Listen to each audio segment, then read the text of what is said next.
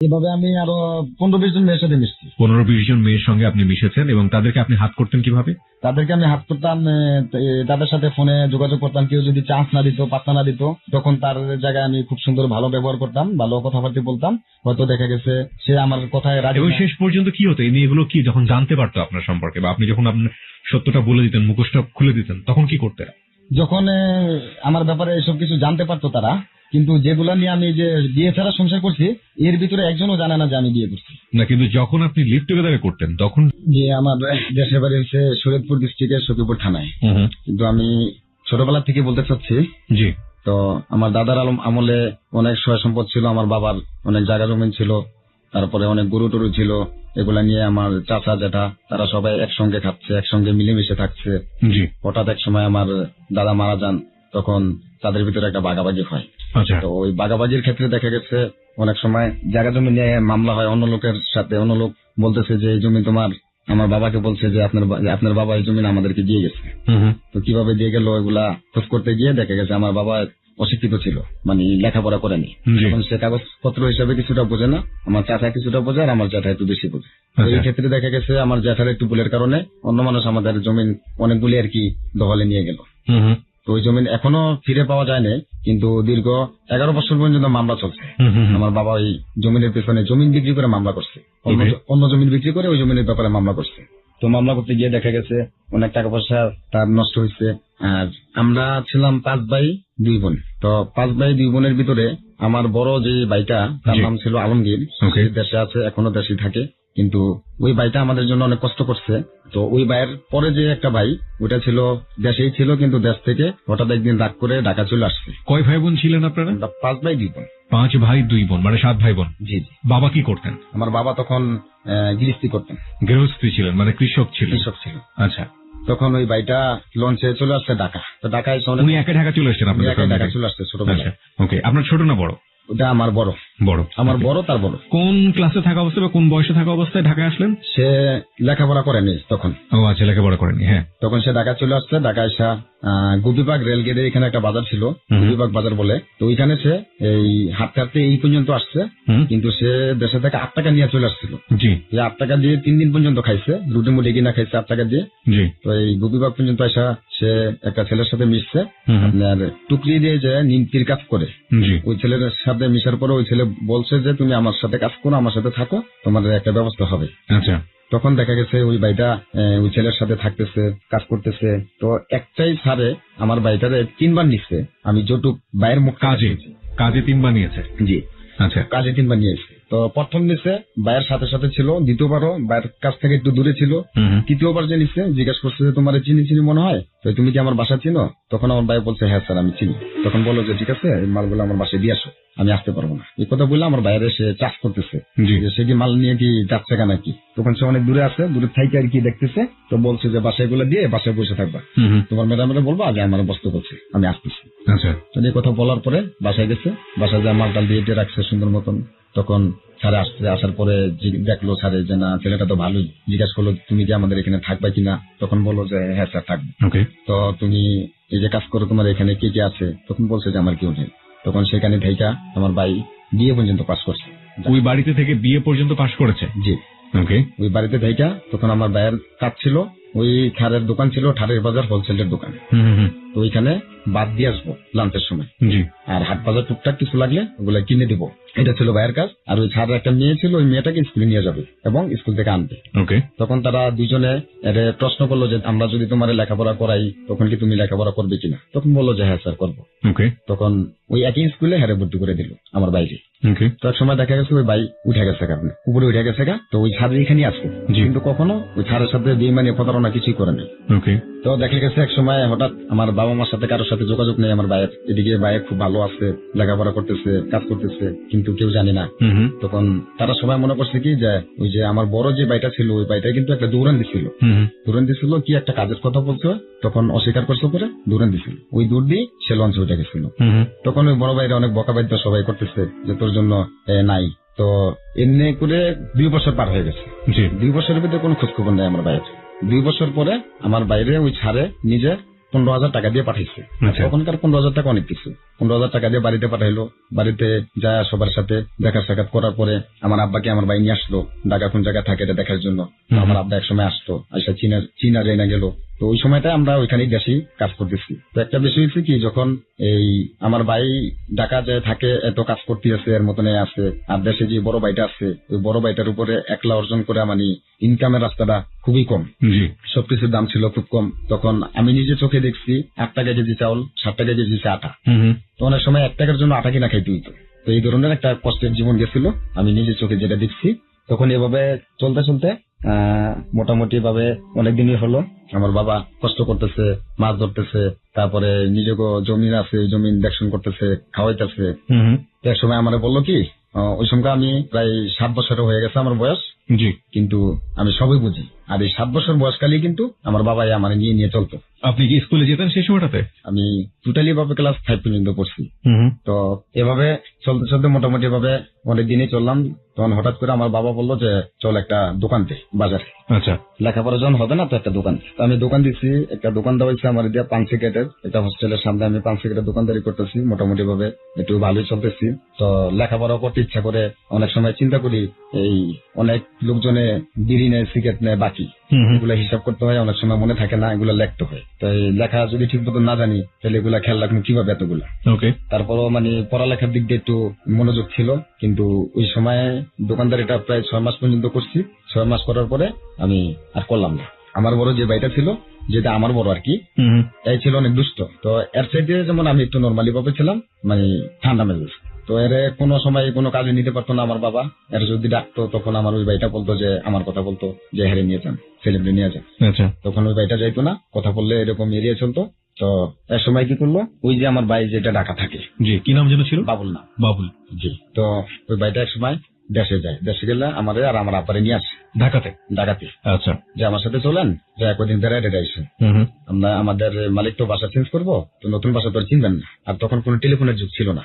আচ্ছা। টেলিফোনের যুগ ছিল না, একমাত্র চিঠির যুগটা ছিল, কিন্তু চিঠি অনেক সময় পাইতো, অনেক সময় পাইতো না। তো আমার ভাই নিয়ে আসলো, আনার পরে এখানে আবার ওই যে বাসায় কাজ করে সেই বাসার যে স্যার, জি, ওই স্যারের যে মেয়েটার সাথে একসাথে স্কুলে যেহেতু আইতো, কিন্তু ওই স্যারের একটা পরিকল্পনা ছিল যে স্যারের মেয়েটাকে আমার ভাইয়ের কাছে দিয়ে দেবো। আচ্ছা আচ্ছা, মানে যার কাছে বড় হচ্ছে ওই ভদ্রলোকের মেয়ের সঙ্গে আপনার ভাইকে বিয়ে দিবে। আচ্ছা। তো এটা ছিল ওই ভদ্রলোকের কথা। ভদ্রলোকের এই প্রস্তাবটা আমরা বাবাকে দিল। আমার বাবা তো শুনে খুবই খুশি এই জন্য, হ্যাঁ এত বড় লোকের মেয়েকে আমার ছেলে দিয়া আনতে পারবো ওই সেই। আর আমার ভাইয়ের কথা হয়েছিল যে, বাবা আপনার এই বিয়েতে কখনো রাজি হন না, কারণ এরা হচ্ছে ঢাকার মেয়ে, এবং এই মেয়ের দেশ গ্রামে রাইখা এই লার্কি চুলা দিয়া পাক করে খাওয়ানটা অনেক ব্যাপার স্যাপার। আপনি এই মেয়েকে কখনো রাজি হন না, যেমনি আছি এমনি ভালো আছি। মানে এটা আমার ভাইয়ের দিক থেকে আর কি আমার ভাই বলতেছে। আর আমার বাবা বলছিল মেয়ের বাবাকে যে, দেখেন আমাদের তো বাড়ি ঘরের অবস্থা খুবই খারাপ, অর্থ সম্পদ নাই, তো আপনার মেয়েরে আমরা আমার ছেলের জন্য যদি নেই, এটা কি সম্ভব? এটা সম্ভব না। তখন ওই মেয়ের বাপে বলছিল, আপনাদের অর্থ সম্পদ নাই তাতে কি হয়েছে? অর্থ সম্পদ যদি এই ছেলের যদি অর্থ সম্পদ কইরা দিই, তাহলে ছেলে যদি মেয়ের নিয়ে যদি সুখী হয়, তাহলে আমাদের তো কোনো প্রবলেম নাই। এটা বলার পরও কিছুদিন রাজি হয়নি। তো এই ব্যাপারটা নিয়ে ওই ভদ্রলোক একটু কষ্ট পাইছিল, যেমন আমার ভাই যে বিয়েতে প্রস্তাবে রাজি হয়নি, যার কারণে একটু কষ্ট পাইছিল। তাদের ছেলের মতন জানছে। তো একটা সময় দেখা গেছে আমি আমার বাইরে বললাম যে, ভাই আমার ঢাকার একটা ব্যবস্থা করে দেন, আচ্ছা আমি পড়ালেখা করি। ঢাকা যখন দেখি ছাত্রছাত্রীরা খুব সুন্দর করে স্কুলে যাইতে চাইতেছে, তখন আমার মনটা গেছে চেঞ্জ হয়ে গেছে। আমি ঢাকা থাকবো, যদি ভাই যদি ঢাকা যদি রাখে আমি ঢাকা থাকবো, ঢাকা থেকে লেখাপড়া করবো। তো আমার স্বপ্নটা টোটালি ভাবে ঢাকা ছিল, যে আমি ঢাকায় থাকবো, যাবো না। তো পরে আমার বললো যে, আশ্বাস দিল যে, ঠিক আছে এবার মতন বাড়িতে যা, তো তোরা আমি ঢাকা নিয়ে আসি, না তোরা আমি স্কুলে ভর্তি করে দিন। তো আমার ভাই একটা কথা বলছিল আমার, এই কথাটা আমার এখনো খারাপ লাগে, যে এটা আমি বসতাম না বিদায় আর কি, ওইটাই আমি বুঝে নিতাম। আমার বলছিল যে নটিডিয়াম কলেজে ভর্তি করে দিব। আচ্ছা। তো নটিডিয়াম কলেজ মানে কি আর স্কুল মানে কি সেটা আমি জানতাম না তখন। আচ্ছা। তখন আমি তো জানতাম যে এটারই স্কুল বলে। আর এখন তো আমি জানি যে নটিডিয়াম কারে বলে, নটিডিয়াম কলেজ কি, সবই জানি। তো এই আশ্বাসটা দিয়ে আমার দীর্ঘ অনেকদিন আমার ভাই আমার এই করে ওয়েট করে রাখলো, এবং তার লাভের জন্য আমার দিয়ে অনেক কাজ করেছে, অনেক ক্ষেত্রে অনেক কাজ করেছে। তো বাড়িতে আবার চলে গেলাম রিটার্ন। চলে যাওয়ার পরে দেখি আমার বড় ভাই ওই যে বাপে যে জাল দিয়ে যে মাছ ধরতো, তো এক পথ জাল আছে দেশে যে কাইকে মাছ বলে, যে মাথারা যে চোখা লম্বা হয় অনেক। হ্যাঁ লম্বা হয়, লম্বা মাছটা অনেকে কাকলাও বলে। হ্যাঁ। তো ওই মাছগুলা ধরতে ভাই রাত্রে 3টা, 3:30, 2:30 দিকে অনেক সময় ঘুমের থেকে উড়াইতো। আমাদেরকে। আচ্ছা আর ওই মাছগুলো ধরার জন্য লোক লাগতো 4 জন, 4 জনের নিচেও হয় না। তো অনেক সময় দেখা গেছে মাছ ধরলে বাড়িতে চাল কিনবো, মাছ বিক্রি করে তারপরে দিয়ে ভাত রানবো, ওই ভাত খাবো। জি এরকম ধরনের একটা দিনকাল চলছিল। তো ঠিকই রাত্রেবেলা ঘুমাইতাম, রাত্রে 1টার দিকে ভাই জায়গা রাখতো মাছ ধরার জন্য, তখন মাছ ধরতে চাইতাম। খিদা প্রচুর খারাপ লাগতেছে। তো আমি এখন মনে করি যে আমার যেরকম খিদাটা লাগছিল, কিন্তু তাদেরও তো একই অবস্থা খিদা লাগছিল, জি। কিন্তু তারা হয়তো বড় দেখে বলে না কিছু, কিন্তু মাছ না ধরলে পেটে ভাত যাবে না। মাছ না ধরলে পেটে ভাত যাবে না, ওকে। এরকম একটা ইয়া। তো এক সময় দেখা গেছে এভাবে চলতেছে, মাছ বিক্রি করতেছে, খাইতেছি, চলতেছি। তো আস্তে আস্তে পানিও শুকাইতেছে, দিনও পরিবর্তন হইতেছে। তো একটা সময় আমার বয়স 7.5, তখন 7.5 কি 8 বছর, যখন পানি শুকিয়ে গেছে গা, তখন মানুষের ক্ষেত্রে কাজ করতে গেছি, কামলা দিতে হতো যেটাকে বলে। জি জি, কামলা দিতে হতো। তারপরে এভাবে দিনকাল চলতে থাকলো, কাজকাম করতেছি। তো হঠাৎ আমার বাবা বললো যে ঠিক আছে, তো ঢাকা পাঠাই দিব, মানে আমার ঢাকা পাঠাই দিব। আবার আমি আবার বাবার রিকোয়েস্ট করলাম যে আমি লেখাপড়া করবো, এসব আর ভালো লাগে না, এসব ক্ষেতের কাজ ভালো লাগে না, মাছ ধরা ভালো লাগে না, আর তোমরা মাছ ধরে কি করতে পারছো, তো আমি থাকুন না, আমি ভাইয়ের কাছে যাবো। কিন্তু তখনটা কিন্তু আমার ভাইটা আদর করতো আমার, যে ভাইটা ঢাকা থাকতো। তো এক সময় আমি ঢাকা আসলাম, আসার পরে আমার ভাইয়ের যে একটা ঘটনা শুনলাম, মানে আমারও মনটা একটু খারাপ হয়ে গেছে। আমার ভাই যেই বাসায় চাকরি করতো, সেই বাসারই একটা কাজের মেয়ে ছিল, কিন্তু ওই কাজের মেয়ে আমার বাইরে জোর করে মহল্লার পোলাপানদের টাকা দিয়ে বিয়ে করেছে, জোর করে কামিং করেছে। কাকে করেছে? মানে কাজের মেয়ের সাথে কি আপনার ভাই? হ্যাঁ হ্যাঁ। তারপরে দেখা গেছে যে মেয়েটা ওখানে কাজ করে, সেই মেয়েটা আমার ভাইকে বিয়ের প্রস্তাব দিচ্ছিল এক সময়, আমার ভাই বিয়ে করবে না তাকে। আচ্ছা। যেহেতু কাজের মেয়ে তো ছোটকাল থেকে ওইখানে ওই বাড়িতে বড় হয়েছে, এবং সে চাইতেছে যেভাবে হোক আর কি আমার বাইরে বিয়ে করবো। আচ্ছা। কিন্তু তখন সে আমার বাইরে একবার ব্ল্যাকমেল করলো, তখন কিন্তু আমি ঢাকাই। তো যাই হোক, ভাই ওইখানে বিয়েটা করলো, করার পরে ওই ছাড় মাইনা নেয় না। তো মাইনা না নেওয়ার পরে দিয়ে এক সময় ছাড়ে একটা কষ্ট পাইছে, তখন চোখের পানি ছেড়ে দিয়া ওই ছাড়ে টাকা দিয়ে দিল আমার বাইরে। আচ্ছা। 1.5 লাখ টাকা দিয়ে দিল ক্যাশ, যে ঠিক আছে তুমি, তোমার কাছে আমার মেয়েটা দেওয়ার চিন্তা ভাবনা ছিল, তো যাই হোক বিয়ে জন করে ফেলাইছো, এখন এই মুহূর্তে এই মেয়ের ক্ষতি করো না, আর এই মেয়েও তোমার ক্ষতি করবে না, তো যাও তোমরা আপাতত ছোটখাটো একটা সংসার করো। তখন 1.5 লক্ষ টাকা দিয়ে দিল আমার বাইরে ব্যবসা বাণিজ্য করে খাওয়ার জন্য। আচ্ছা। আজকে যদি আমার মেয়েরে যদি বিয়ে করতো, তাহলে তো এই যাই কিছু ব্যাপার আছে দিতাম পাইতা। তো এই মেয়েটা যখন ছোট থেকে বড় হয়েছে আমার এখানে, তো যাক এই হিসাবে আমি তোমার এই টাকাটা দিলাম, এটা রাখো, এটা দিয়ে ব্যবসা করো। আচ্ছা। তো ভাই ওই টাকা দিয়ে ব্যবসা করতেছে, ভালো কথা। তখন ভাই একটা অফিস গিয়া নিল, মুরগির ডেসিন কারখানা, যারা বলে যে যেটা দিয়ে মুরগি ডেসিন করে, ওই একটা মেশিন ছিল আপনার ঠাটুরি বাজার এখানে বনগ্রাম পানির ট্যাঙ্কির সামনে। আচ্ছা। তো ওইখানে একটা রুম নিল। তো রুম নিয়ে আমার বড় ভাই যেটা আমার বড় আর কি সালাম নাম, তারেও নিয়ে আসলো ঢাকা। আচ্ছা আচ্ছা। মানে কাজ করানোর জন্য। তখন আমার বাবারও বললো যে ঠিক আছে, এই সেলিম আর সালাম থাকুক, আমার এখানে কাজ করুক, আমার তো আরো লোকজন লাগে, তো সমস্যা কি, আমি মাসে মাসে টাকা পয়সা দিয়ে দিই, ওদের একটা বেতন ধার্য করে। তো এইভাবে করলো, আর আমাদেরকে দিয়ে দিন রাত বইরা আর কি কাজ করে। তো যখন আমি বাইরে বলতাম যে ভাই আমার লেখাপড়া কি হলো, তখন আমার বললো যে ঠিক আছে আমি কালকে যাইতেছি, কালকে যাই স্যারের সাথে যোগাযোগ করি। আচ্ছা। তো এভাবে বললে আর কি কখনো স্যারের সাথে যোগাযোগ করে না। আবার ওই সালাম বাইরে বললো, আমার বড় যেটা, হেরা বললো যে সালাম নটেডিয়াম কলেজে সেলিমরে ভর্তি করে দেবো, তো আমি যা কথা কমানে, তো সেলিমরে তুই নিশ্চিত থাকতে কো, মানে এইসব কথাগুলো আমার শুনে কইতো। আচ্ছা। তো আমার মনের ভিতরে একটা উৎসাহ জাগলো, যাক ভাই আমার স্কুলে ভর্তি করে দিব, স্কুলে পড়ালেখা করবো। তো এক সময় দেখা গেছে এভাবে করতে করতে প্রায় 6 মাস পার করে লেগেছে, আমার স্কুলে ভর্তি করতেছে না। তো এক সময় আমাদের যে মুরগি কিনেই তো কারণ বাজার, আমার যে বর্জ্যতার ভিতরে টাকা ঢুকাই দিত নিজেই, আমি হাইটা ওনার সময় যাইতাম, ওনার সময় রিক্সায় যাইতাম, ওনার সময় বাসে যাইতাম, যায় কারণ বাজার যায় আপনার এই তেজগাঁও যে মুরগির আড়ত, এই মুরগির আড়ত থেকে মুরগি কিনতাম। তো একটা সময় দেখা গেছে ভাইয়ের এই যে আমার যে কাজ করাইতেছে, এই পরিশ্রম করাইতেছে, কিন্তু স্কুলে যে ভর্তি করা দেয় না, এটার জন্য আমার অনেক শখ ছিল স্কুলে পড়ালেখা করার জন্য, কিন্তু দেয় না বিদায় আমার মনে একটা জিদ তৈরি হইলো যে না বাইরে এখানে থাকুন না, জামুগা। তো একটা সময় ভাইয়ের বাবার সাথে যোগাযোগ করে আমার মাদ্রাসায় ভর্তি করে দিচ্ছে। তো ওইখানে মাদ্রাসায় ভর্তি করে দেওয়ার পরে দেখি আমার ভাই 1 মাসের টাকাও অ্যাডভান্স দিয়ে দিল ওই হুজুরদের, তখন 700 টাকা নিত 1 মাসে। তো ওইখানে প্রথম ফার্স্টে যেভাবে পড়ালেখা করাইতেছে, কিন্তু আমার প্রতি আমি দেখতেছি যে আমার প্রতি অনেক একটা প্রেশার পুরা যায়। যেহেতু কিরকম সকালে ফজরের আজানের আগে ঘুম থেকে উঠতে হইতো, ওইটা কোরআন শরীফ লিয়ে বসতে হইতো, বৈশা আধা ঘন্টা সময় পড়তে হইতো। তারপরে যে কোনো একজন দিত না আজান দেওয়ার জন্য, আজান দেওয়ার পরে নামাজ পড়তে হইতো, নামাজ পড়ার পরে আবার কোরআন শরীফ লিয়ে বসতে হইতো, বৈশা পড়তে হইতো, একটা না সকাল 8টা পর্যন্ত। তো এভাবে থাকতে থাকতে আমি 27 দিন ছিলাম। একদিন আমি হুজুরের কাছ থেকে ছুটি চাইছিলাম মাত্র 1 ঘন্টার জন্য। আচ্ছা। যে স্যার আমাকে একটু ছুটি দিবেন, আমি আমার ভাইয়ের সাথে একটু দেখা করতে যাবো, কিছু টাকা আনতে যাবো খরচের। তো আমার ছুটি দিতে পারবো না। আমার কি করলো, আরেকজনে আরেকটা হুজুরে বললো কি যে একটা কাজ করেন, ওর তো মূর্তি খারাপ দেখা যায়, ছুটি চাইছেন দেন নয়, কিন্তু ওই যে কোনো একটা কিছু করে যেতে পারে গা, ওরা পায়ে ছিকুল দেয়। তো ঠিকই আমার পায়ে ছিকুল দিয়ে দিল ওই হুজুরের কথা। তো পায়ে ছিকুল দিল, তখন আমার তো কান্না আসতেছে যে ব্যাপারটা কি, আমি তো কোনো কিছু করলাম না, জাস্ট একটু ছুটি চাইছিলাম, কিন্তু পায়ে ছিকুল দিল কেন? এখন বাইরে আমার ইমার্জেন্সি প্রয়োজন, বাইরের কাছে এই অভিযোগটা দেওয়ার জন্য, আমি বাইরেও পাইতেছি না, বাইরেও আসতেছি না।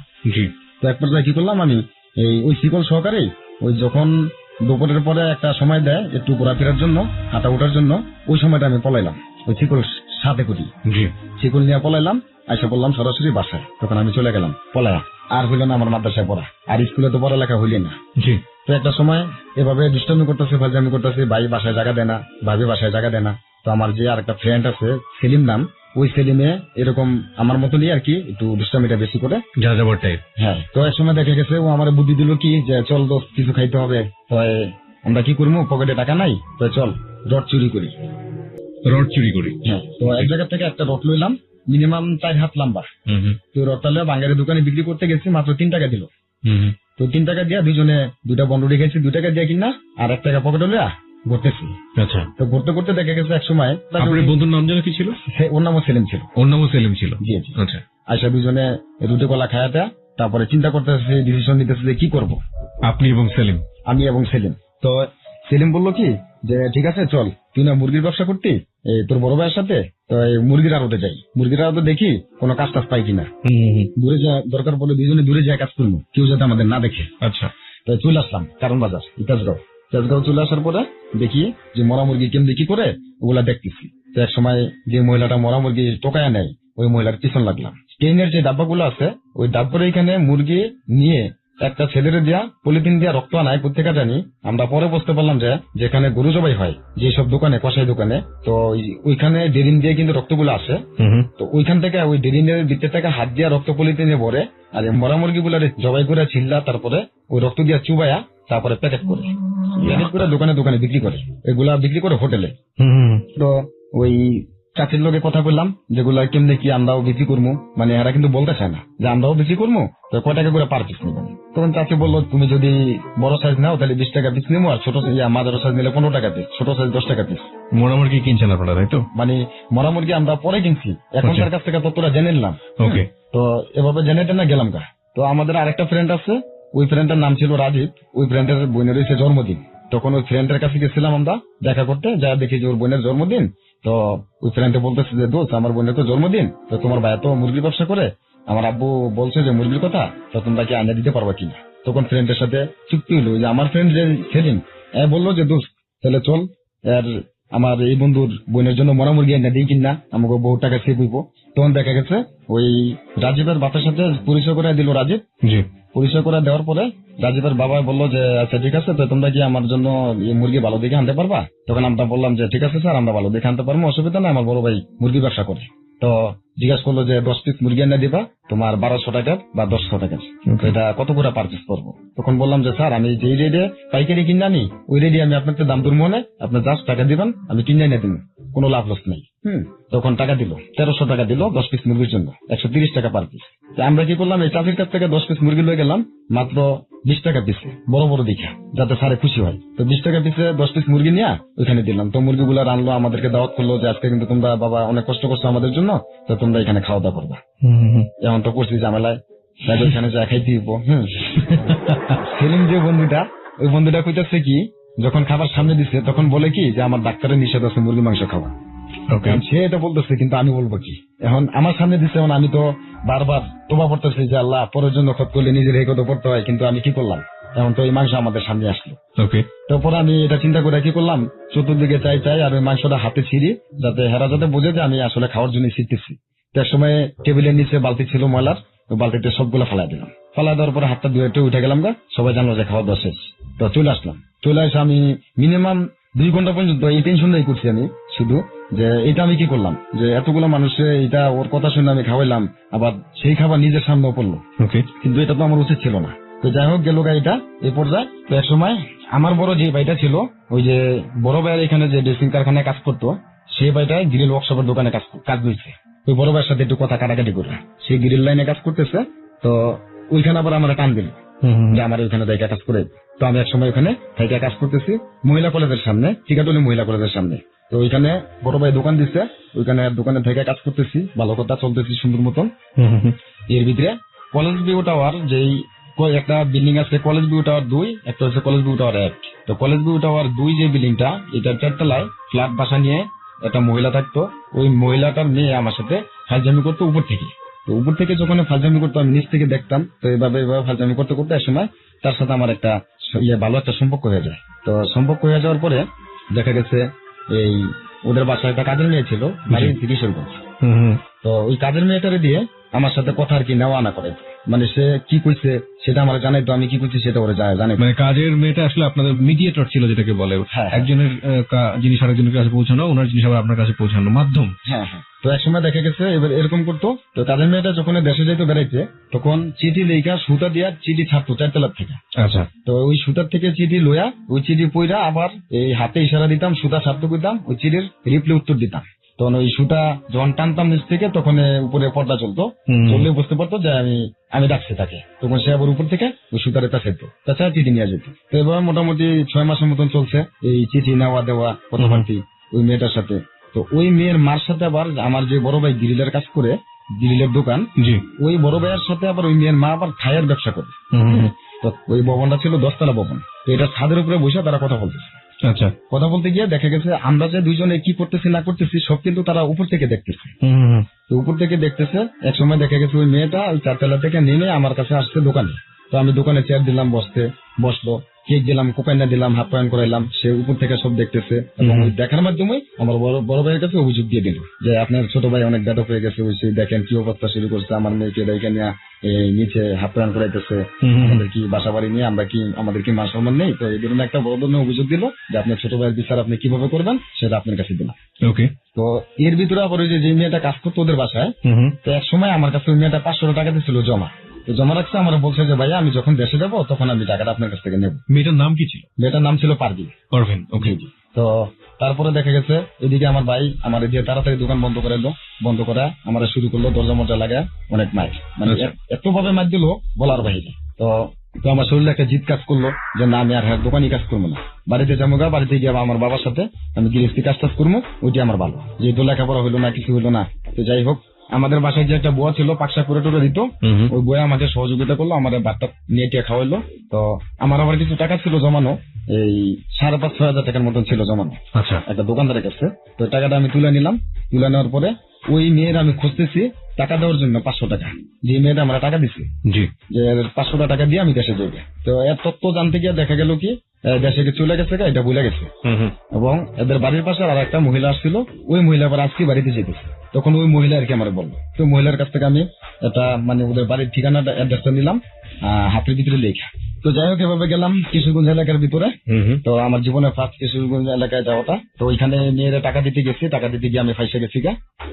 মেয়ের অনেক লোকজনে বলতেছে যে ছেলে যদি মেয়ের পছন্দ না করে তাহলে ছেলে এত দূর থেকে এখানে আসতো কেন। আচ্ছা। তো এই ধরনের একটা প্রশ্ন হচ্ছে। মেয়ের বড় ভাই আমাকে বিভিন্ন ভাবে বিভিন্ন প্রশ্ন করতেছে, আমার যা সত্য আমি তাই বলছি। কিন্তু বলতে গিয়া যেদিনকে আমি তাদের বাড়ি থেকে বিদায় নিব, কিন্তু সেদিন আমাকে বিদায় দিচ্ছে না, সেদিন উল্টা অন্য মন্তব্য হচ্ছে। আচ্ছা। কি যে নিশ্চয়ই ছেলের সাথে মেয়ের সাথে যে কোনো একটা বাবা আছে, আর নাই তো এত দূর কেন আসবে। তখন তারা মুরব্বী ডাকলো। আচ্ছা। মুরব্বী ডাকলো, মুরব্বী দিয়ে প্রশ্ন করাই। তখন ওই দেশি মেয়েদের ভাষা আমি সহজভাবে বুঝি না, কিন্তু ওই পারভিনের ভাষাটা আমি ক্লিয়ার বুঝি। আচ্ছা।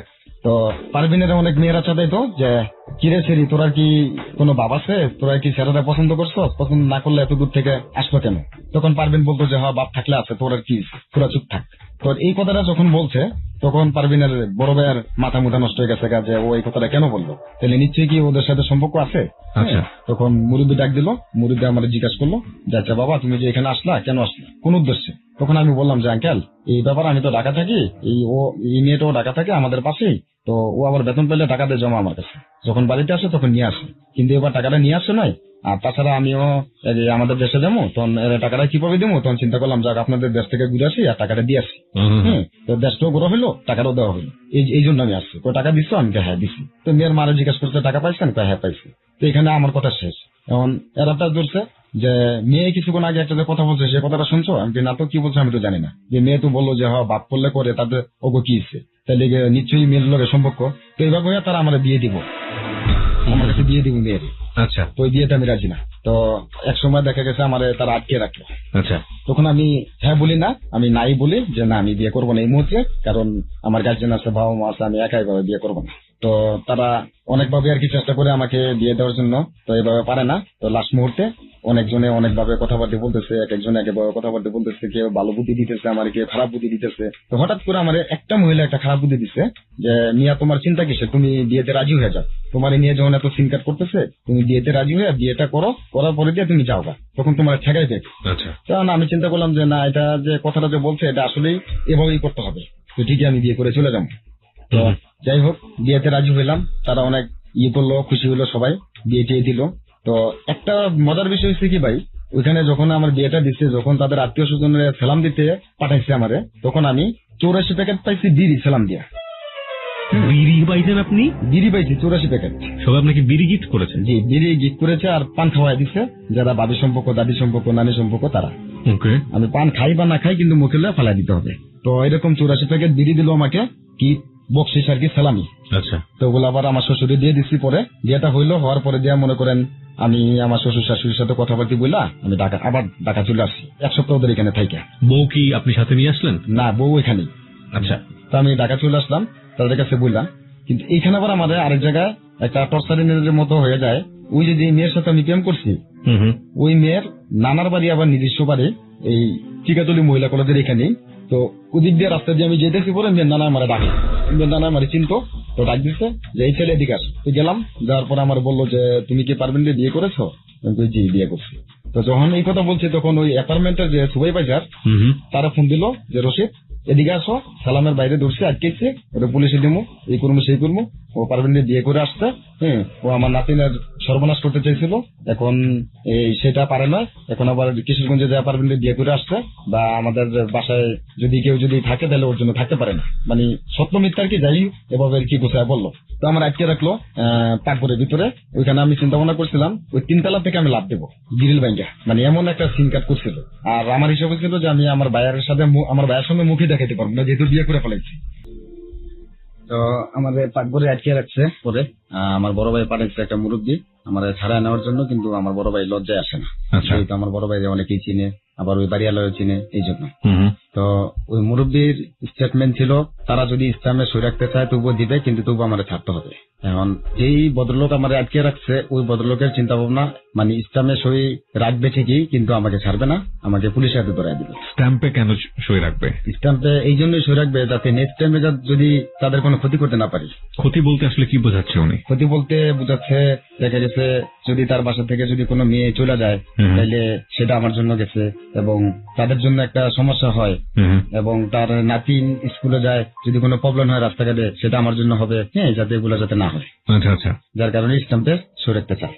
তো ওই মুরব্বী, যে মুরব্বীরা পাঠাইছে আমার বড় ভাই, সেই মুরব্বী স্ট্যাম্পে সই দিতে চায়, দিয়ে আনতে চায়, কিন্তু তবুও সে মানে না, পুলিশের সাথে ধরাই দিব। আচ্ছা। তখন আমার ভাই, ওই যে আমার যে ফ্রেন্ড সেলিম নাম, ওই বন্ধুটা যাইতে লইছে, যাওয়ার পর আর কি এটাকে বললো যে এই ব্যাপার তোমার বন্ধুর আটকে রাখছে। আচ্ছা। কিভাবে কেমনি কি পরে বললো, বলার পরে ওই বন্ধু কি করলো 20-25 জন পোলাপান নিয়ে চলে আসছে। একটা সিম কার্ড করার পরে দিয়ে আমার আপসে ছেড়ে দিচ্ছে। আচ্ছা। ছেড়ে দিচ্ছে, ওখান থেকে চলে আসলাম। আসার পরে আমার ভাইয়ের বল দিয়ে যায়, ভাইয়ের কথাবার্তা বলে না, কিছু ফোনে কিছুই বলে না, ভালো মন্দ কিছুই বলে না। তো না বলার পরে আমি আমার মতন কাজ খুঁজতেছি, ভালো কোনো কাজ টাজ পাইলে করবো এই ধরনের একটা কিছু, বা আমি যেহেতু বিয়ে করছি আমার টোটালি চিন্তা ভাবনা ছিল যে এভাবে যখনই বিয়েটা হয়েছে জোরজাবত করে আমি আর ওই কিশোরগঞ্জ এলাকায় যাবো না। তো এই চিন্তাটা হওয়ার পরে আবার মাথার ভিতরে কাজ করতেছে যে মেয়েটার তো কোনো দোষ নেই, দোষ হচ্ছে মেয়ের বাবা মার আর মেয়ের ভাই বোনের, তো ওর তো কোনো দোষ নেই, আর ও তো আমার সাথে কখনো এই ধরনের ভুল বা দোষ কিছু করে নেই, তো ওর জীবনটা নষ্ট করে তো লাভ নেই। তো এই দিকটা দেখে আমি আবার মন ঘুরে গেছে, আবার কিশোরগঞ্জে চলে গেলাম যে না ঢাকার আমি থাকবো না, কিশোরগঞ্জে কাজ করবো।